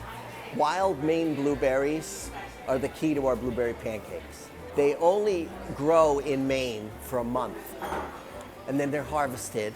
They are an intense blueberry flavor packed in a tiny little berry. The ring on the pancake is like the Lord of the Rings. It's gotta be there. It's the butter that creates that crispy ring that makes the texture of eating what you're eating so delicious. And it's also a look. We eat with our eyes, so as soon as you see them, you see that beautiful, perfect sphere. We put a spoon of our homemade blueberry sauce on the top, which is a beautiful complement to the fresh blueberries in the pancake. We have this amazing maple butter. It has a lot of essence of butterscotch, caramel, brown sugar. It takes all those nuances on, and it's really the perfect accompaniment to our pancakes.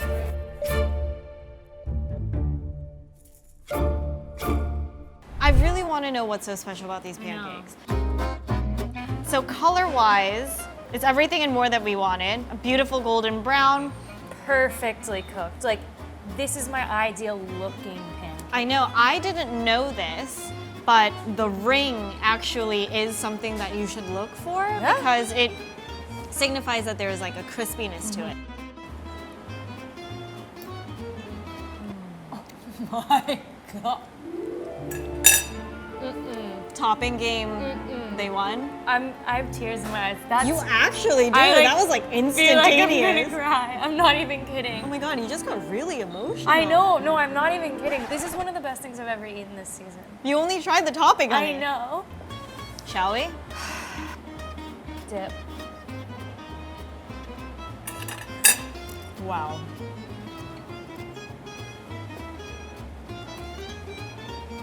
It's astonishing how pancakes can be this good. It's like a maple butter sauce, and it has like a caramelly taste to it. I die for that because I thought it was gonna be like super buttery and heavy, but it has the maple, and that makes it a little lighter. Yeah, and it's a little nutty. Yes, that's the word I was looking for. Can I talk to you about this sauce? You may talk to me about this sauce. What's There's up? lemon in it, That's and true. that's what the game changer is. It has that nice like burst of acidity and freshness to it. You know I'm a sweet kind of gal, and every element of this pancake is done so perfectly. I'm trying to like be like, oh, let's work on this. I can't think of anything to work on. If you pick apart each part of the pancake, there's not much to critique. No. And also, it's not as sweet as I was expecting it to be. We totally completely forgot about the fact that there are not just blueberries on top, there are blueberries inside. That's essential. And it does give that extra texture, like it bursts with juice and flavor. It's delicious. They taste like amped up, like childhood pancakes. What is your favorite element if you had to choose one? I honestly think the texture and color is like, it can't be beat.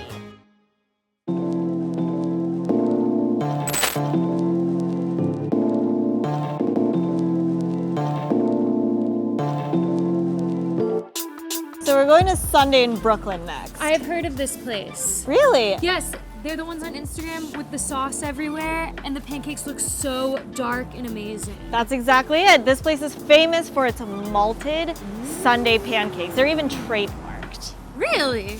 I'm so excited. Let's try them.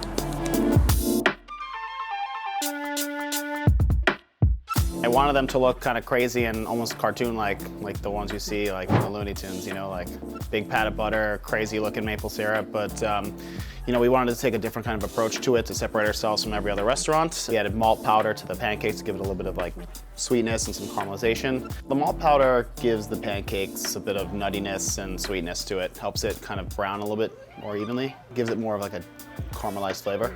We don't overmix them, we even keep them kind of lumpy. By not mixing too much and letting the batter rest on its own, you get more of a fluffier texture. To cook the pancakes, we have a 6-inch nonstick pan that we spray with a little bit of Pam spray. We heat it over medium heat, about 8-ounce ladle worth of pancake batter. Just slowly cook it until it almost sets on one side.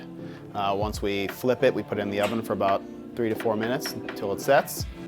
For us, the pan helps solidify the form of the pancake. If you do it on the griddle, it has the tendency to kind of spread out, and that's fine as well. We just prefer that using a pan with tall sides helps give it more height and structure.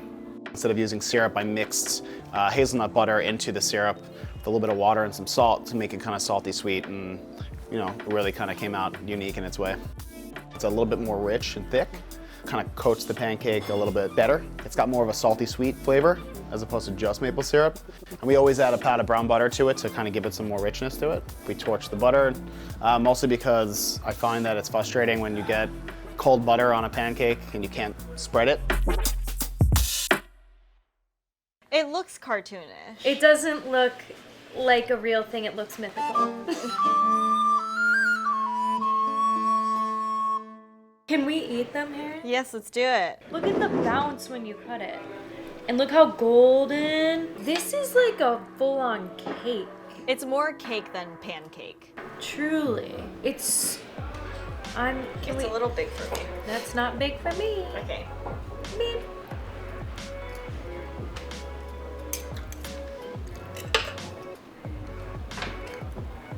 I've never tasted anything like that sauce. It's so much saltier than I thought it would be. It is a combination of sweet and savory. You get little bits of the hazelnut that's like blended in, so you get a little bit of like that texture. It's like a nut buttery, but smoother. It honestly, they compare it to Nutella, but I think it tastes more like a saltier Ferrero Rocher. It's everything that you would want in a normal pancake, right? Like it's fluffy, it has the golden brown exterior, it has the maple syrup is actually mixed into the sauce. I like that. And the butter isn't just a regular butter. It's brown butter, which we love, and I learned today that is, it's caramelized brown sugar in the butter. Yes. Yes. So it's everything you want in a pancake, but just better. Yeah. So here's the thing, Herrine. Should we taste a bite without the sauce on Yeah. it? Like, to just judge the pancake? Okay. Oh, you already tried it. Oh, yeah, sorry. Okay. The actual pancake is so fluffy. And it got a little crispy outside. And that's which is what we for want. us. We love that. It is more cakey though than any pancake I've ever had. The signature fluffiness is from malted barley and buttermilk. So that gives it that fluffy texture, but it's also giving it that nice like fattiness from the buttermilk. I love the golden brown of the actual pancake. The only thing I would say is probably a lot of people disagree with me, but like the sauce is very overpowering. The sauce that serves as the topping is delicious, but like still kind of amazing. overwhelming, and like does kind of like mask the overall pancake. Yeah. It has been 6 months since I last saw Herrine, and we ate at the first 2 locations. We are going to be meeting at Taiyaki. It's a Japanese-inspired dessert shop known for its souffle pancakes. They're supposed to be the fluffiest in town.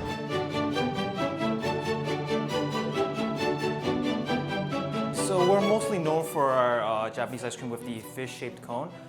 But when we launched the souffle pancakes, it became an instant hit. And we got the inspiration from Japan, so a lot of people wanted to try it. For our version, it's more light, it's very cloudy, it's very soft, and it almost melts in your mouth. That's what we're going for. We want it to be a little light, little sweet, not too sweet. So the first thing to do is make our base. We use that with eggs, our secret flour, and some milk. Well, the flour is super secret, we don't tell anybody that. But the second secret we're willing to share, which is technique. So the secret behind these souffle pancakes is the meringue. Right, so we basically whip up some egg whites, make it nice and airy, and then we fold it into our base. The batter becomes very light, very airy, and we try to cook it as soon as possible because the longer it sits, the more the air escapes from the batter. We actually pre-make parchment paper molds, and that's just to, again, keep the quality consistent, right? It's easier to have them and to keep the pancakes at a certain size and a certain shape. So we offer 2 different types of pancakes. First, we have the classic souffle pancake, which is basically a Japanese twist on the classic American pancake. And then the second variation is our matcha souffle pancake, which we actually add our own homemade matcha cream sauce. It also comes with whipped cream, powdered sugar, a baby taiyaki with red bean inside, which is our trademark, and we also have whipped butter on top. I thought that the Sunday in Brooklyn pancakes were like the fluffiest. Oh, so did I. And this just doesn't compare. This is #1 fluffy. #1 fluffy. #1 fluff. I'm gonna try this little taiyaki topping first. To me, that tastes more like a waffle. It has the crunchy exterior and the soft, plush interior. It does have some give to it. Yeah, it stays. Oh god. It's like the most delicate sponge cake.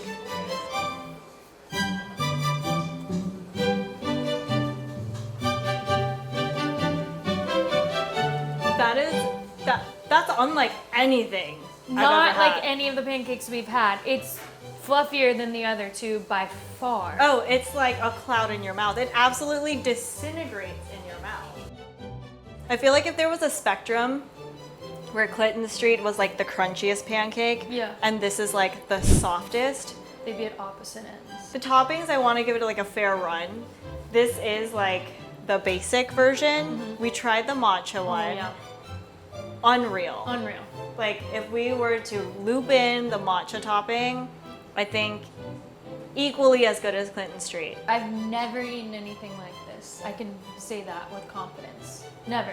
But do you like it? I really, really, really like it. But we've had so many good pancakes,